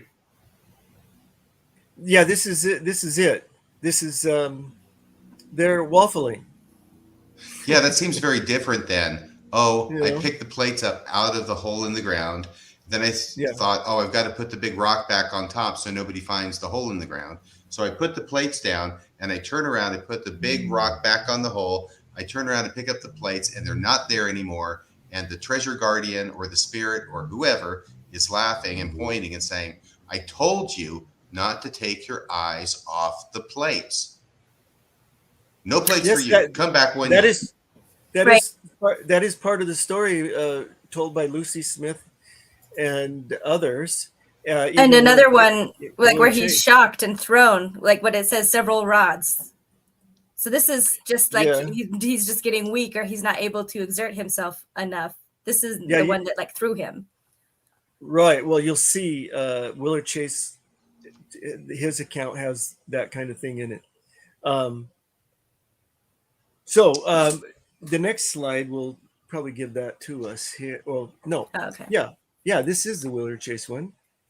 This is something like a toad. This illustration comes from Mark Elwood's Yeah. his ongoing illustrated The Glass Looker. novel. Yeah. The Glass Looker, and he's continuing on, and I think this picture here comes from his continuing on. But so I used it, a little toad. This is actual toad, but the wording is something like a toad, which means it wasn't a toad. It was something like a toad, some supernatural animal-like creature. Okay, so Like a Willard familiar. Chase. Yeah, I mean, toads are famous to be familiars. Cats, toads. this is a In Harry supernatural Potter. being. That was one of the animals you could have in Harry Potter. Oh, Everyone okay. had to have an animal with them, right? And a toad was one of them, I believe. Toads and rats and cats and owls. Well, toads are usually associated with black magic and Mm. Satan and bad things. Yeah, and the rat I Well- think you're referring to is scabbers. Yes. Okay, back to Joseph Smith Back. and the toad in the box or something like a toad. Yeah. So Willard Chase reported a conversation he had with Joseph Smith Sr. in 1827. He took out the book of gold, but fearing someone might discover where he got it, he laid it down to place back the top stone as he found it, and turned around, and to his surprise, there was no book in sight. He again opened the box and in it saw the book and attempted to take it out, but was hindered. He saw in the box something like a toad, which soon assumed the appearance of a man and struck him on the side of his head. Not being discouraged at trifles, he again stooped down and strove to take the book, when the spirit struck him again and knocked him 3 or 4 rods and hurt him prodigiously. Love Now, that that's word. not a word you hear. That's not a word you hear very often. No, and this is Willard Yeah. Chase from 1833, so an early reminiscence of an 1827 conversation with Joseph Smith Sr. And someone had made a comment about Mark Hoffman. And yes, I know that in retrospect, it's a lot easier to see things. But when you compare this account by Willard Chase with Mark Hoffman's forged account, it ends up looking pretty much almost identical, except he changed toad to salamander. Is that about right? Okay, so I tried to talk Quinn out of sticking with the salamander thing, but he stuck with the salamander thing, although Hoffman was the salamander, so-called white salamander letter was proved to be a forgery. But he liked the idea anyway of the salamander, because salamander could be associated with a good spirit. But I tried to talk him out of just throwing that whole idea out. It was. Did you mean wasn't before any it was known to be a forgery? No, even afterwards, Quinn persisted in linking the toad-like creature with a salamander. But Joseph Smith knows what a salamander is. He didn't say salamander or like a salamander. He said like a toad. Right. But wait, I think I think what RFM is saying is that Hoffman used this story to come up with the salamander. So not what Yes. Quinn said, but that this was So, Hoffman's inspiration. so Hoffman changed it to salamander, and Quinn liked the salamander part, even though it was later shown to be a forgery, and he persisted in trying to put the salamander in the hole instead of okay. the toad-like creature. Even after it was proven to be a forgery, Quinn still said, "Oh, I like the idea. I think he was probably right about the salamander." And I would say, okay. well, it's yeah. Even though it was he was a forger, and the letter was a forgery, he still thought Hoffman was right about the salamander. Interesting. So, and okay. I said, forget about the salamander. Joe Smith knows what the salamander is. And he didn't say salamander. He said something like a toad. And the thing is that later in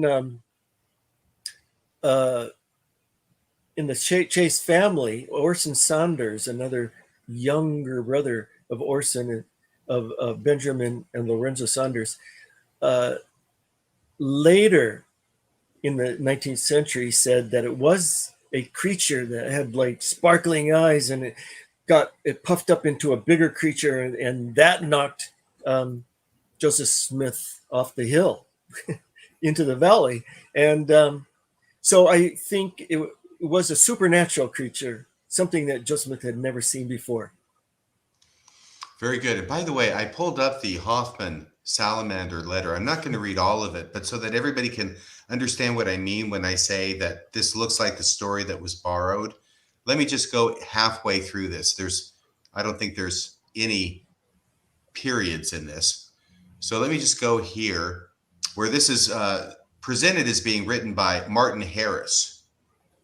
And he's talking about Joseph Smith Jr., and he says, in the fall of the year 1827, I hear Joseph found a gold Bible. I take Joseph aside, and he says, it is true. I found it 4 years ago with my stone, but only just got it because of the enchantment, the old spirit. Because of the enchantment, there should be a period, I think, there. The old spirit come to me 3 times in the same dream and says, dig up the gold. But when I take it up the next morning, the spirit transfigured himself from a white salamander in the bottom of the hole, and struck me 3 times and held the treasure and would not let me have it because I lay it down to cover over the hole when the spirit says, do not lay it down. That's the relevant part, I think, of the letter. I like this comment here. Could it have actually been a Ninja Turtle? What? Well, if it were, the question is which one? The one that does kung fu. Don't they all? Yeah. It's like Michelangelo, Raphael, and then 2 other famous Italian painters. Boy, this is really going over well. I'm sorry, I don't know them all off the top of my head. I'm sure the chat will tell us. They already are. Yeah. Okay, good. Thank goodness. We'll give them something to do. We'll go to the next slide. Okay. So, return every year versus bring Alvin next year. Alvin! This is the answer to our previous question. And 1824, why 1824 is so significant. In 1838, Joseph Smith said, the angel told me that I should come to that place precisely in 1 year from that time, and that he would there meet with me, and that I should continue to do so until the time should come for obtaining the plates. That's 1838. That's where he starts talking about the yearly visits. Yeah. Willard Chase said, he then inquired when he could have them, and was answered thus, come 1 year from this day and bring with you your oldest brother, and you shall have them. Okay, can I ask you something? I want to make sure I'm clear on this.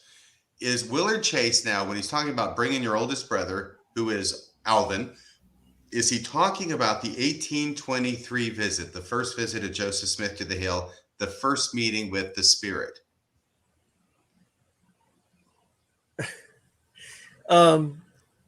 This is the first meeting 1823.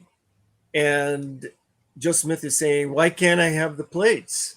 And the treasure guardian says, you have to come in 1 year, precisely 1 year, and bring with you your oldest brother, Alvin, and then you shall have them.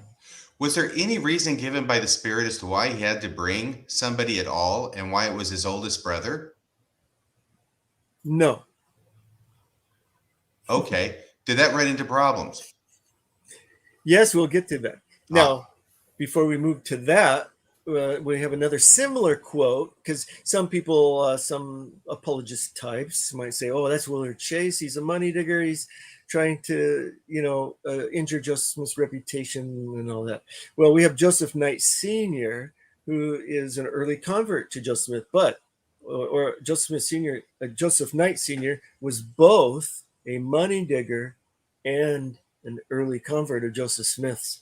So he's in a good position to know what he's talking about.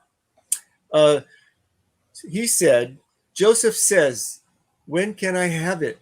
The answer was the 22nd day of September next, if you bring the right person with you. Joseph says, who is the right person? The answer was your oldest brother. So two sources. Two sources, friendly and unfriendly. One of our listeners suggested that Joseph was supposed to sacrifice Alvin. And another, perhaps not being as funny, Trevor Luke suggests that Alvin was supposed to be the prophet. I've heard that. Yes, that is the early Smith family tradition. Okay, but he wasn't able to do that for some reason. What was that? Well, next slide, we'll find out. Oh. Ooh, not a good part of the story. Alvin dies A couple months later. Yeah, this is like 19th of November, 1823. 2 months later. What's with this angel? Doesn't he know? Okay, is it an angel yet? Tricky, maybe, because he knew that he wasn't going to be there, so that's why it was his way of saying you won't get it. Just kind of like God was being tricky when Joseph asked if he would see the second coming, and he was told if he lived to be a certain age, he would. I kind of feel it's like kind of tricky stuff going on here. Tricky, yeah, because the treasure guardians are tricksters. And I've got to tell you, when you mention this story, I do think of David W. Patton, because he was one of the first apostles. There's a revelation that was received, I think it's still in the Doctrine and Covenants, calling him to go to England with some other apostles. And unfortunately, he got killed prematurely. Right. Battle of Crooked River, October 25th, 1838. He couldn't make the date. Well, early Mormonism has a lot of these kind of stories. Okay, this is just the one that this reminds me of. But that's a good one. But that is a good one, yes. Yeah, bring your oldest brother next year. Wah, wah. He passes away 2 months later. So somebody was asking in the chat, when did this story come up? Well, I believe the story came up not in 1823 necessarily. Some people like Quinn thought, because Alvin was so anxious about the plates, and when he died, Lucy didn't want to hear any more about the plates because Alvin would come to their mind every time the plates were mentioned. That this story of bringing Alvin was known at the time in 1823, but it's also possible that Joseph Smith didn't give this as an excuse until he came back from the hill without the plates in 1824. Then he said, I was supposed to bring Alvin, and then we'll see what may have occurred because of that situation. What might have occurred? We'll go to the next slide. Was Alvin still able to give Joseph a hand in getting the plates? You'll have to inform us on that one after I read this. Okay. So we're now in 1824. Joseph Smith visits the hill again, and what happens? Willard Chase reported Joseph Smith went to demand the book, and the Spirit inquired for his brother and said that he was dead. The Spirit then commanded him to come again in just 1 year, 1825, and bring a man with him. On asking who might be the man, he was answered that he would know him when he saw him. Joseph believed that one Samuel T. Lawrence was the man alluded to by the Spirit. Not long after this, Joseph altered his mind and said Lawrence was not the right man. Joseph Knight Sr. wrote, "He went to the place and the personage appeared and told him he could not have it now, but the 22nd day of September next, he might have the book if he brought with him the right person." Joseph says, "Who is the right person?" The answer was, "You will know." So, You're muted. I know, I'm trying not to interrupt. See, this is how I keep myself from interrupting Dan. Oh, I think I just drove him away. No, what I was going to say is that Joseph Knight, in his faithful history, right, 1845, says the right person. And Chase from 1833 says the right man, because we know by 1827, the right man is a woman. So Joseph Knight Sr.'s accounts for it ultimately being Emma by making it the right person instead of the right man. That's right. So the next slide. Ooh, disinterment of Alvin's corpse? Disinterment of Alvin's corpse occurred on the 25th of September, 1824, according to this public notice that appeared in the Wayne Sentinel 6 consecutive times, beginning on the 29th of September, 1824, that says, "Whereas reports have been industriously put in circulation that my son Alvin had been removed from the place of his interment and dissected. Therefore, for the purpose of ascertaining the truth of such reports, I, with some of my neighbors, this morning repaired to the grave and removing the earth, found the body which had not been disturbed." I told you it was going to be spooky. Right, and that's Joseph Smith Sr., who's subscribing his name to this, dated in Palmyra, September 25th, 1824. Yeah. And then he said, "This method is taken for the purpose of satisfying the minds of those who may have heard the report and of informing those who have put it in circulation that it is earnestly requested that they would desist therefrom, and that it is believed by some that they have been stimulated more by a desire to injure the reputation of certain persons than a philanthropy for the peace and welfare of myself and friends." So he actually, Joseph Smith Sr., publishes in the newspaper an account that there are rumors about Alvin being disinterred, and this is September 25th, 1824, so 10 months after Alvin has passed away, and just 3 days after Joseph Smith would have been to the Hill for the second time? Yeah. So there's all these rumors out there about Alvin, and they're so bad that Joseph Smith Sr. feels that he has to prove they're not true and go and disinter his own son with neighbors present to watch and witness. Were there rumors, though? Were there? Take it away. Well, go to the next slide and we'll explore that question a little bit. So the fact that these rumors are going around is taken by two historians here as verification of the angel's instruction to bring Alvin. So as the official account, and Lucy's history doesn't either, mention anything about bringing Alvin, the requirement. We have quoted Willard Chase and Joseph Knight Sr. Mentioning that requirement. Now we seem to have verification in the newspaper at the time that there's a rumor going around about Alvin being exhumed. And why would there be a rumor unless there was some sort of requirement?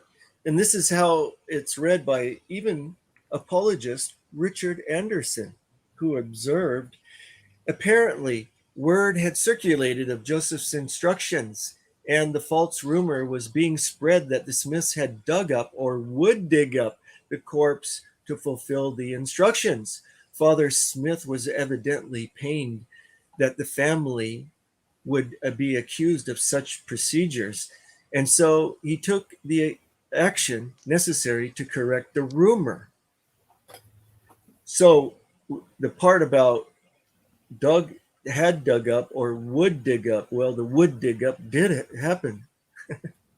And so he got dug up. D. Michael Quinn argued that the disinterment of Alvin was a real fear based on instructions in occult books about raising the spirits of the dead with either blood or body parts of the deceased. Because the exact day had passed, Quinn suggested that it, wasn't for that occasion, but the next year. He says, if young Joseph left the hill in September 1824, still thinking that his dead brother Alvin was the right person to bring in 1825, that idea ended with Palmyra's uproar over the possibility of desecrating Alvin's body. Maven? So I don't know if this really still answers it, because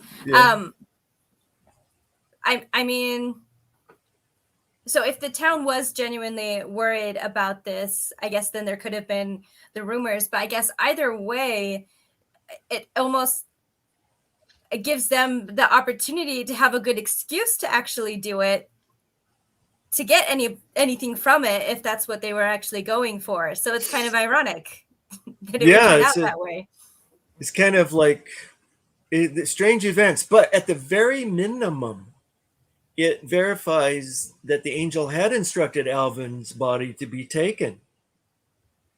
So, and I take it a step further in the next slide. Do you think, Dan, that it verifies that the angel said that his body was taken, or just that the angel had said to bring your brother in 1823 when he was still alive? Say that again.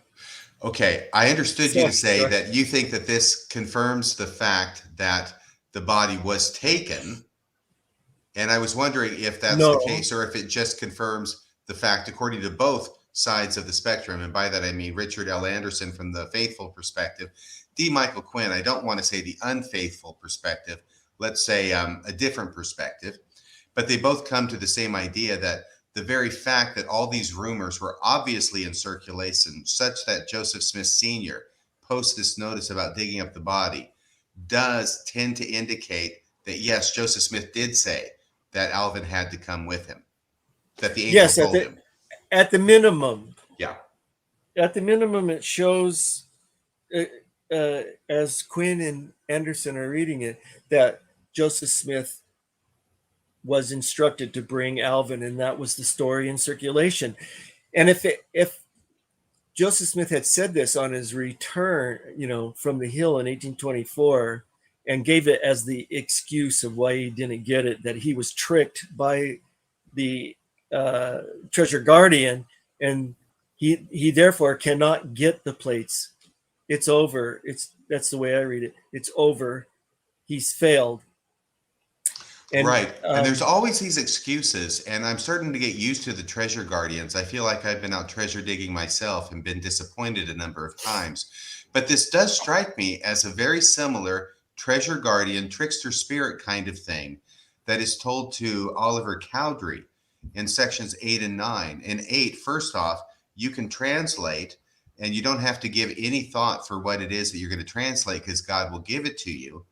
Oliver tries to translate. He fails abjectly, and now the Lord tells him that you misunderstood because you thought I would just give it to you, which is what he says in section 8.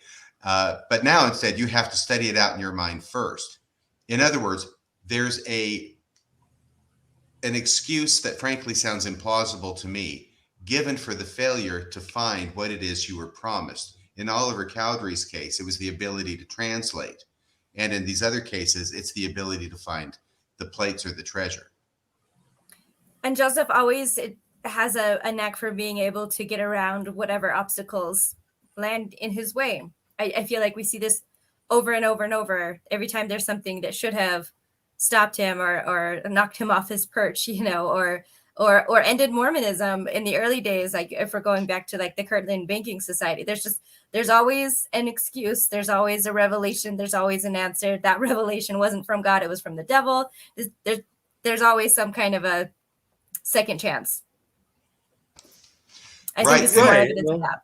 And here, Dan, you're talking about the part that this is 1824, right? 1824, but is this the behavior of an angel? Asking for Alvin's presence and then Alvin dying and then not getting the plates because you can't bring Alvin to bring somebody else. I mean, is this how angels carry on? Well, what it seems like to me, since we know what happens in 1827, and at least the witnesses or the people who claim to see plates or whatever it is they see, right? And I know that goes on later into 1829 with the 3 and the 8 witnesses. But is there any indication from this that Joseph Smith in 1824, let's say, when he didn't bring his brother and he couldn't get the plates for the second year running, that was it for him, that he was done? Yeah, right. I believe that's at that time, that was the end. And like I said, he knew the plates were up there. He took Lawrence up there. Lawrence saw them. And but yeah, as you'll see, I think it's in the next slide. First we have to deal with my opinion, my published opinion here. And then we'll get to why I don't think there was a 1825 and 26 visit. So here this is me. I published this like 20 years ago, almost. Yes, I'm that old.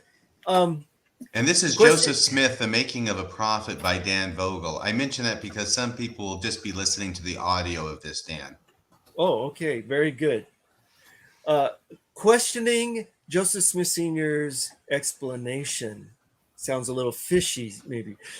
Joseph Sr.'s explanation for disinterring Alvin's body is questionable because one should have been able to determine if the grave had been disturbed in the last few days without exhuming the body. It seems probable, therefore, that Joseph Sr. himself may have been the source of the rumor that the story was a ruse to exhume Alvin's body for its use in attempting to get the gold plates. Perhaps Joseph Sr.'s exuberance resurfaced as it had the previous year when he told his son, "I would have taken them if I had been in your place." Was he refusing to give up? If so, the incident would demonstrate how thoroughly the father believed his son's claims. So that's just an idea. Well, it's a very interesting idea. It's just an interesting idea. This bottom picture here is just a cemetery that sort of looks like where Alvin's buried. And that's what it would look like if somebody had dug up Alvin's grave a few days earlier. You would know like right away. You wouldn't have to dig maybe and harrow up your feelings as a parent. No, that would be really remarkable. I know there's lots of things that surprise me, but this whole idea about just disinterring Alvin's body is grisly and macabre enough. But to think about taking a piece of his body, because it was Joseph Smith Sr.'s own published statement that says that the body was still there and it had not been dissected. Why is it important to him to say it hadn't been dissected, do you think, Dan? Well, some people think that they could have been for exhumed for medical purposes. But yeah, I think it could imply that part Quinn is implying in his explanation that the occult books mention that you can bring either blood or a piece of the body up to in order to call forth the spirit of that person. You have a piece of their body there, and the spirit will come. Sort of like when you cut some pirate's throat and throw his body in, the body stays there, and the spirit is around the body. It doesn't leave. It's in the vicinity of the body. So that was in cult books. So Quinn thought that the rumors, that the rumors could, if they're not caused by Joseph Smith Sr. himself, by others who suppose that maybe the Smiths did get a piece of his body to fulfill the treasure guardian's request.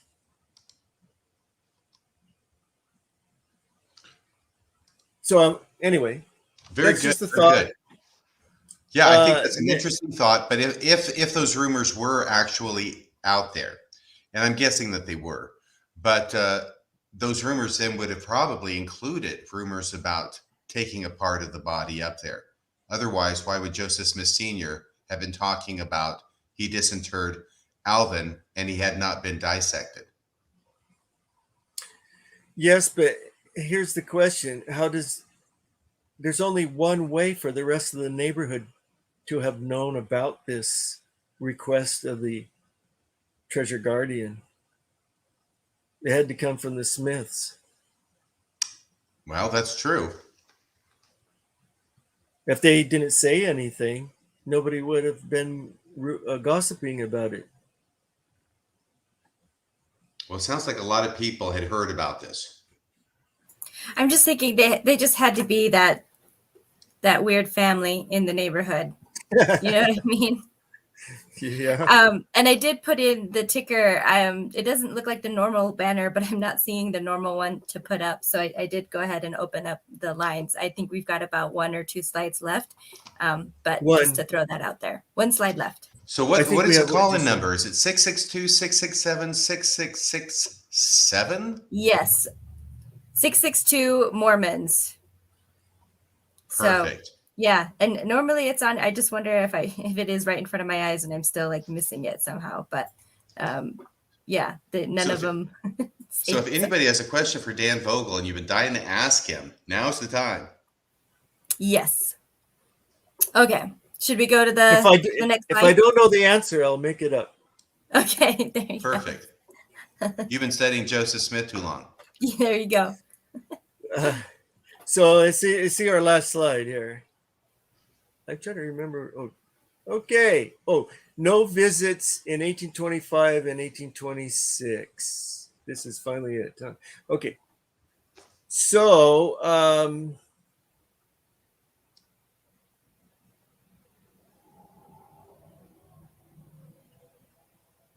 in the 1838, history is alone in mentioning annual visits to the hill. Smith and Cowdery's 1835 history states, from this time, 1823 to September 1827, few occurrences worthy of note transpired. Lucy Smith, who did not mention the 1824 visit without Alvin, makes it clear in her history that there was no anticipation connected to 22nd of September 1827. She recounts a story about her son returning from an errand in Manchester village, and as he passed the hill on his return, he was met by the angel who chastised him for being negligent concerning the plates, and that the time was now come when the record should be brought forth. She then remarks, it was signified to him when he should make another effort to obtain the plates, which was September 22nd, 1827. But at this time, he did not make this known to us. So he wasn't making these annual visits that the family anticipated were happening. This explains why Lucy was the only one in the house, including visitors Joseph Knight Sr. and Josiah Stoll, who knew that Joseph and Emma had gone to the hill. And that was only because she saw them leave. So that's why I say that 1825, 1826 wasn't, there was no continuity in Joseph Smith's story about visiting the hill the same year. He tried to, re-brought up the story of the plates. He revived it in order to go and get them and start a new career, religious career, instead of money digging career. But when he told the story in 1838, he connected it with the previous thing, with the later thing, as if it was meant to be all along. And can I just say a couple things? First off, when I look at these 4 years from 1823 to 1827, and this idea, which I just took for granted when I was a TBM, which is that for some reason, according to Joseph Smith's account, it takes 4 years that this spirit or angel can appear to him only one night a year. He's apparently unable to give him any communication at any other time. And this is why it takes 4 years, because he's appearing, according to 1838 history by Joseph Smith, to give him further instructions each year. So the angel can only appear to Joseph Smith on the equinox and only at that location, although he shows up in his bedroom initially. So around that area, but on that same time. And it strikes me that what Joseph Smith seems to be doing is playing for time in a way to explain that actually things have been going on during this 4-year period. It's just only been happening once a year. So it seems like he needs that time for some other reason. And I'm getting the sense that this is an excuse to cover what the real reason is. That could be also, but remember, Lucy gives the story of Joseph Smith sitting around the family. And this is where Alvin was instrumental in gathering the family together. And they would sit around Joseph, and Joseph would tell the stories about the Nephites and the stories that were contained in this book and the ancient inhabitants of the Americas, as if he lived among them. He was practicing these stories. He's telling these stories. I believe he was reading the book, parts out of the book, while the book was still in the hill. So he undoubtedly he was thinking about what he was going to write. But even after he gets the plates from the hill, he dictates starts dictating the lost 116-page manuscript that we always talk about in February of 1828, and he loses that, and he doesn't dictate anything of substance really until Oliver Cowdery gets there in April of 1829. I mean, that's like a couple of years almost. So, yeah, he has plenty of time to think about it. We do have last slide. Okay, and we have 2 callers on the line too. So I think they should be able to hear this show. So if you guys are listening, if you just hang tight just a little bit longer. Yeah, here's our close-up of the night of the 21st to the 22nd of September, 1827, which is the new moon. So this is a significant night for getting treasure. And on this night, Lucy reported that she was up late on the night of the 21st of September, 1827, when she saw Joseph and Emma leave the house. They took Joseph Knight Sr.'s horse and wagon. Knight arrived at the Smiths the day before with Josiah Stoll, according to Martin Harris, for the purpose of digging for money. So in his history, Knight mentioned that at some point after the 1824 failure, Joseph had looked in his stone and saw that Emma was Alvin's replacement. Convenient. And there, we kind of nice place to stop, even though the story keeps on going. But it is really interesting to me, Dan, that not only has Joseph Smith's treasure digging, excuse me. Okay, That was Yeah, he's dicking around. that was already. Freudian. I apologize. You're more Okay, than one digging, way. digging. Damn it. Okay. Joseph Smith's treasure digging was not restricted to the early 1820s. It goes on through the end of the 1820s, I think, and maybe even beyond that. And I think that's true. But we have an account here from a friendly source, and that was Joseph Knight Sr., correct? Is that the person we're quoting, or is it, who are we quoting? Yeah. Joseph Knight Sr. Okay. is yeah. Okay, so but the treasure digging that Joseph Smith appears to be involved in is going on right up to the very night that he gets the plates from the hillside. Yes, and there's a well-known quote from Martin Harris, the 1859 interview that he had with Joel Tiffany, mentioned that after he gets the plates, it's after he gets the plates, the angel told him he must quit the money diggers. Well, that's a smart angel. I wish he had Well, said and that then earlier. they're all trying to get the plates. They think that they have some kind of interest in the plates because they were a money digging company.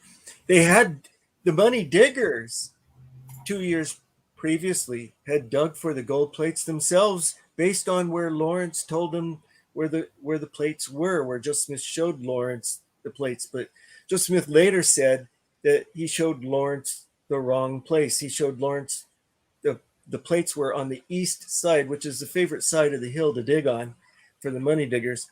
They dug a hole there looking for the plates, but of course didn't find any plates.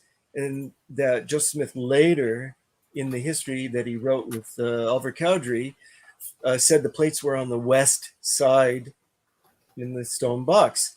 So Lorenzo Saunders is the one that says that the day after Joseph said that he got these plates, the money diggers, himself included, he went up, they went up, and they walked the hill by course looking for any fresh dirt. And the only dirt they found was the hole that the money diggers had dug 2 years previously. Right, so they're doing what you're suggesting Joseph Smith Sr. would have done with Alvin's grave. Well, they dug it. They were persistent and dug it up. Yeah, just looking for fresh dirt. Has somebody been digging here? Looking for fresh dirt. Oh yeah, right, exactly. Now I get it. Yeah, so we have the money diggers believing what Joseph Smith is saying. They're swallowing it all. It all makes sense to them, and it especially makes sense to one certain money digger that Joseph Smith was primarily interested in convincing, and that was Joseph Smith Sr., his father. It sounds like he was very convinced if he's digging up his oldest kid. I would say. The ghosts are growling. They're grumbling. The ghosts are grumbling over. Very demanding. They're Nothing upset. says I believe in Mormonism like digging up your dead child. Yeah. What, There's that's it? no Mormonism. I don't know. I thought that was funny. Okay. Should we go to calls to our first callers? Yeah, I would love to Patiently do that. waiting. Okay, so this is someone that called before, and they introduced themselves as Mahanrai before. So, and I think that might be like Mahanrai from our chat. So, let me get this up here. Okay, is this Mahanrai? Oh no. Hi there. I just want to make sure. Yeah, RFM, Dan, can you guys hear? I can cannot hear you. Anybody? Can you hear the caller? No. No. It seems they cannot hear. Hold on one second. So you guys can't hear? No, we Nope. can't hear. Sorry, one second. I'd like to say we're just kidding you, but we're not. I wish. Oh, And he's not hearing me either, it seems like. no. Oh, okay. Shoot. Okay, I'm trying to think what it is that I can do. Can you hear him at all? I do hear Hold him. the- Do you want to just say what your question is? You can do it Hold old- the phone old up school to style. the microphone. Get a phone and put it on the microphone like the backyard professor. Yes, those quality videos the backyard professor does. I go ahead, caller, and I'll just say what it is. Oh, he's going to be calling me any second.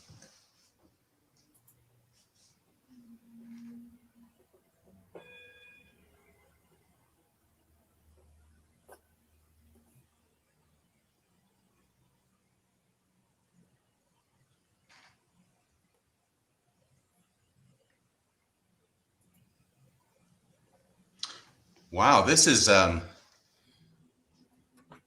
killer radio right here. This is okay. Hang on a second. You keep listening. I got a call here from Carrie. Carrie, how you doing? Okay, yeah. I'm glad you're watching the show. Yes, we know about your Backyard Professor podcast.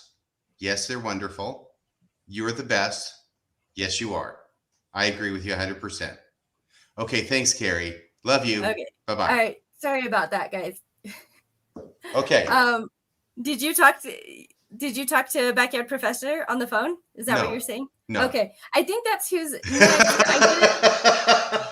It was a commercial. I was just kidding. I'm trying to do something to fill this dead air. It was a commercial pretending to be a call. Yes. I just don't know what's happening because I've got my phone is paired with my Rodecaster, so it should be coming through. That's what we've done before.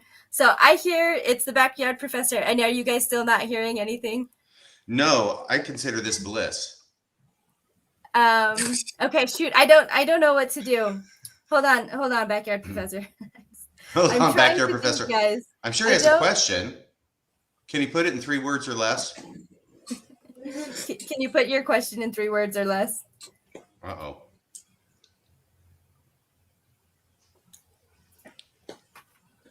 Okay, now I don't hear him at all. Are you there? Okay, can you? He said, "All right, said your question in 3 words or less." Oh, that's your question. Are you guys sane? He said it's typed in the chat there. Okay, I have someone who's on the phone that we could put on while we're waiting for the Backyard Professor to figure out what 3 words he wants to. Oh, Bill Real. Hi, Bill.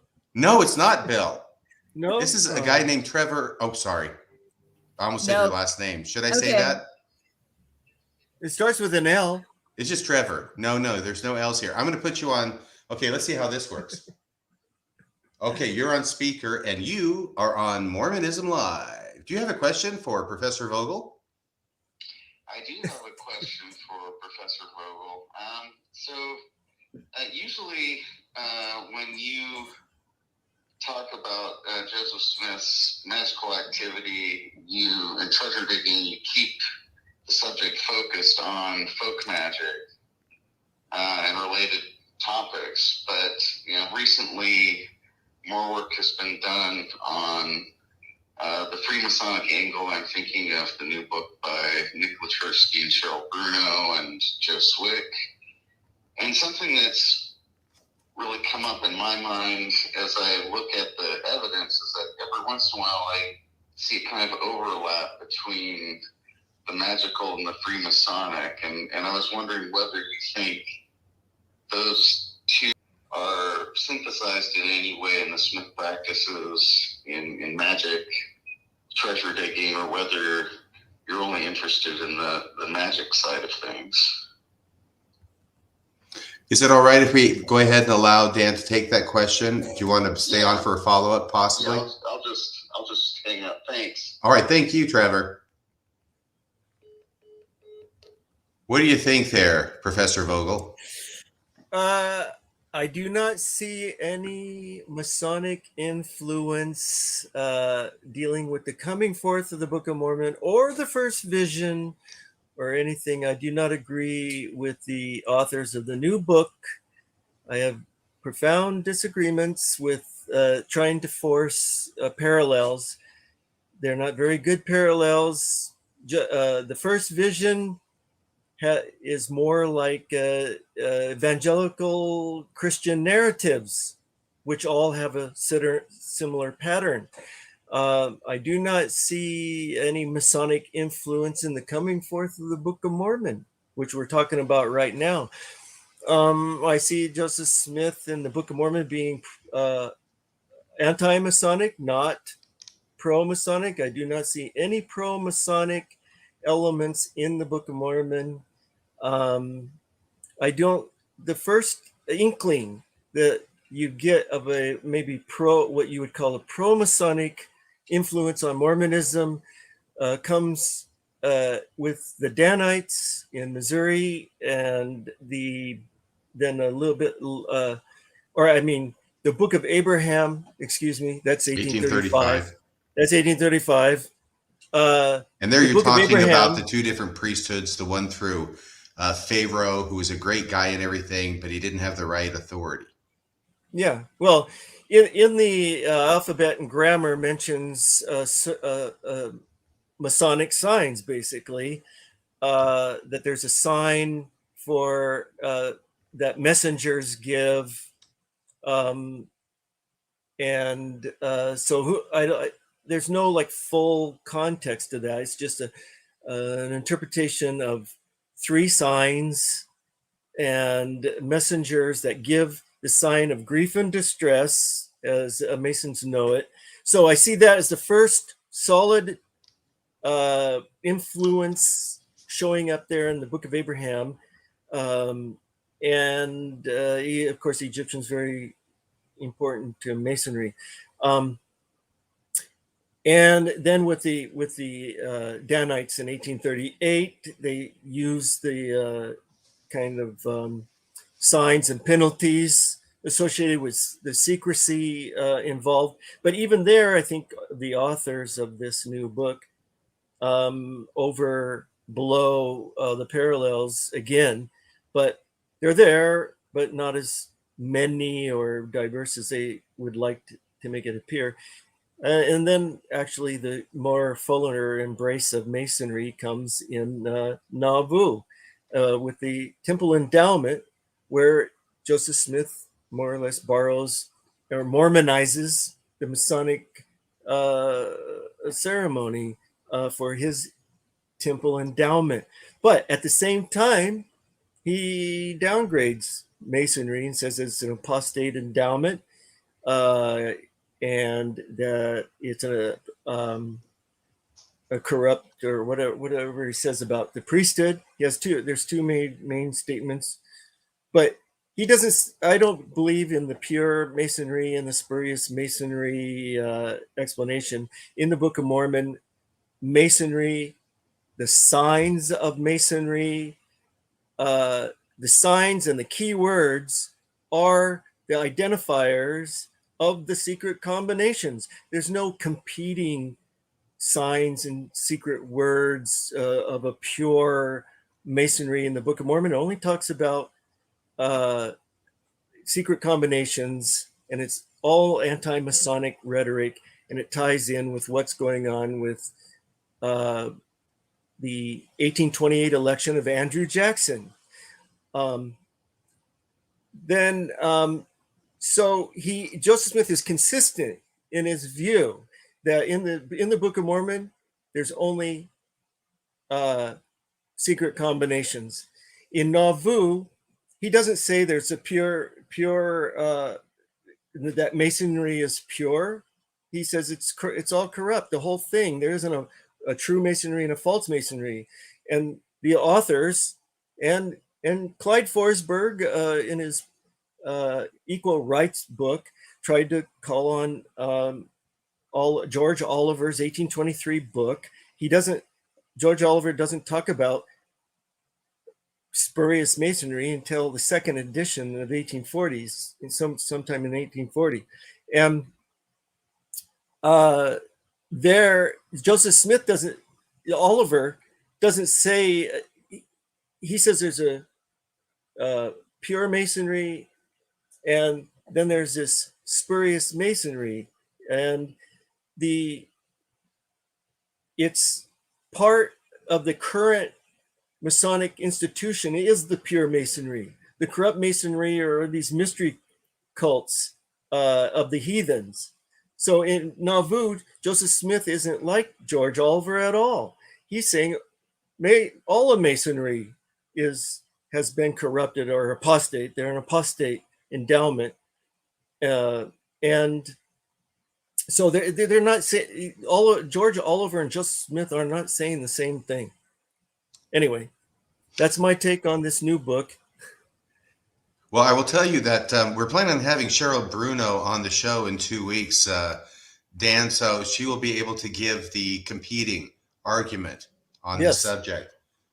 I think she actually has my cell phone. She could call in if she wanted to. I have no idea if she's making comments in the comment section. I have to have it turned off so I can focus on 3 things at once.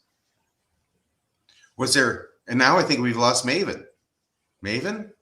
It says her device is not connected. We could be left to our own devices. Oh, we'll have to stay through the whole equinox. The entire night we'll be here.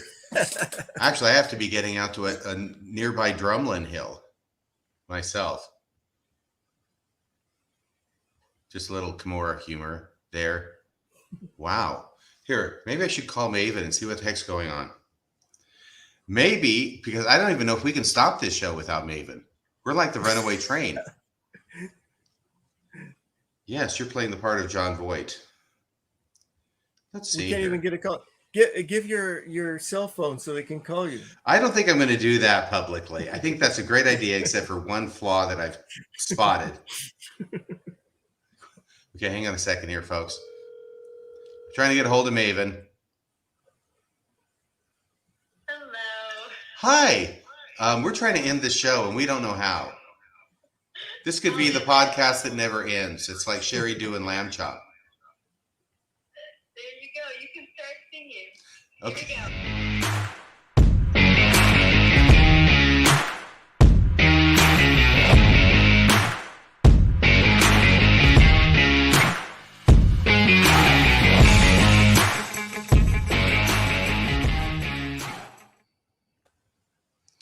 Are we done?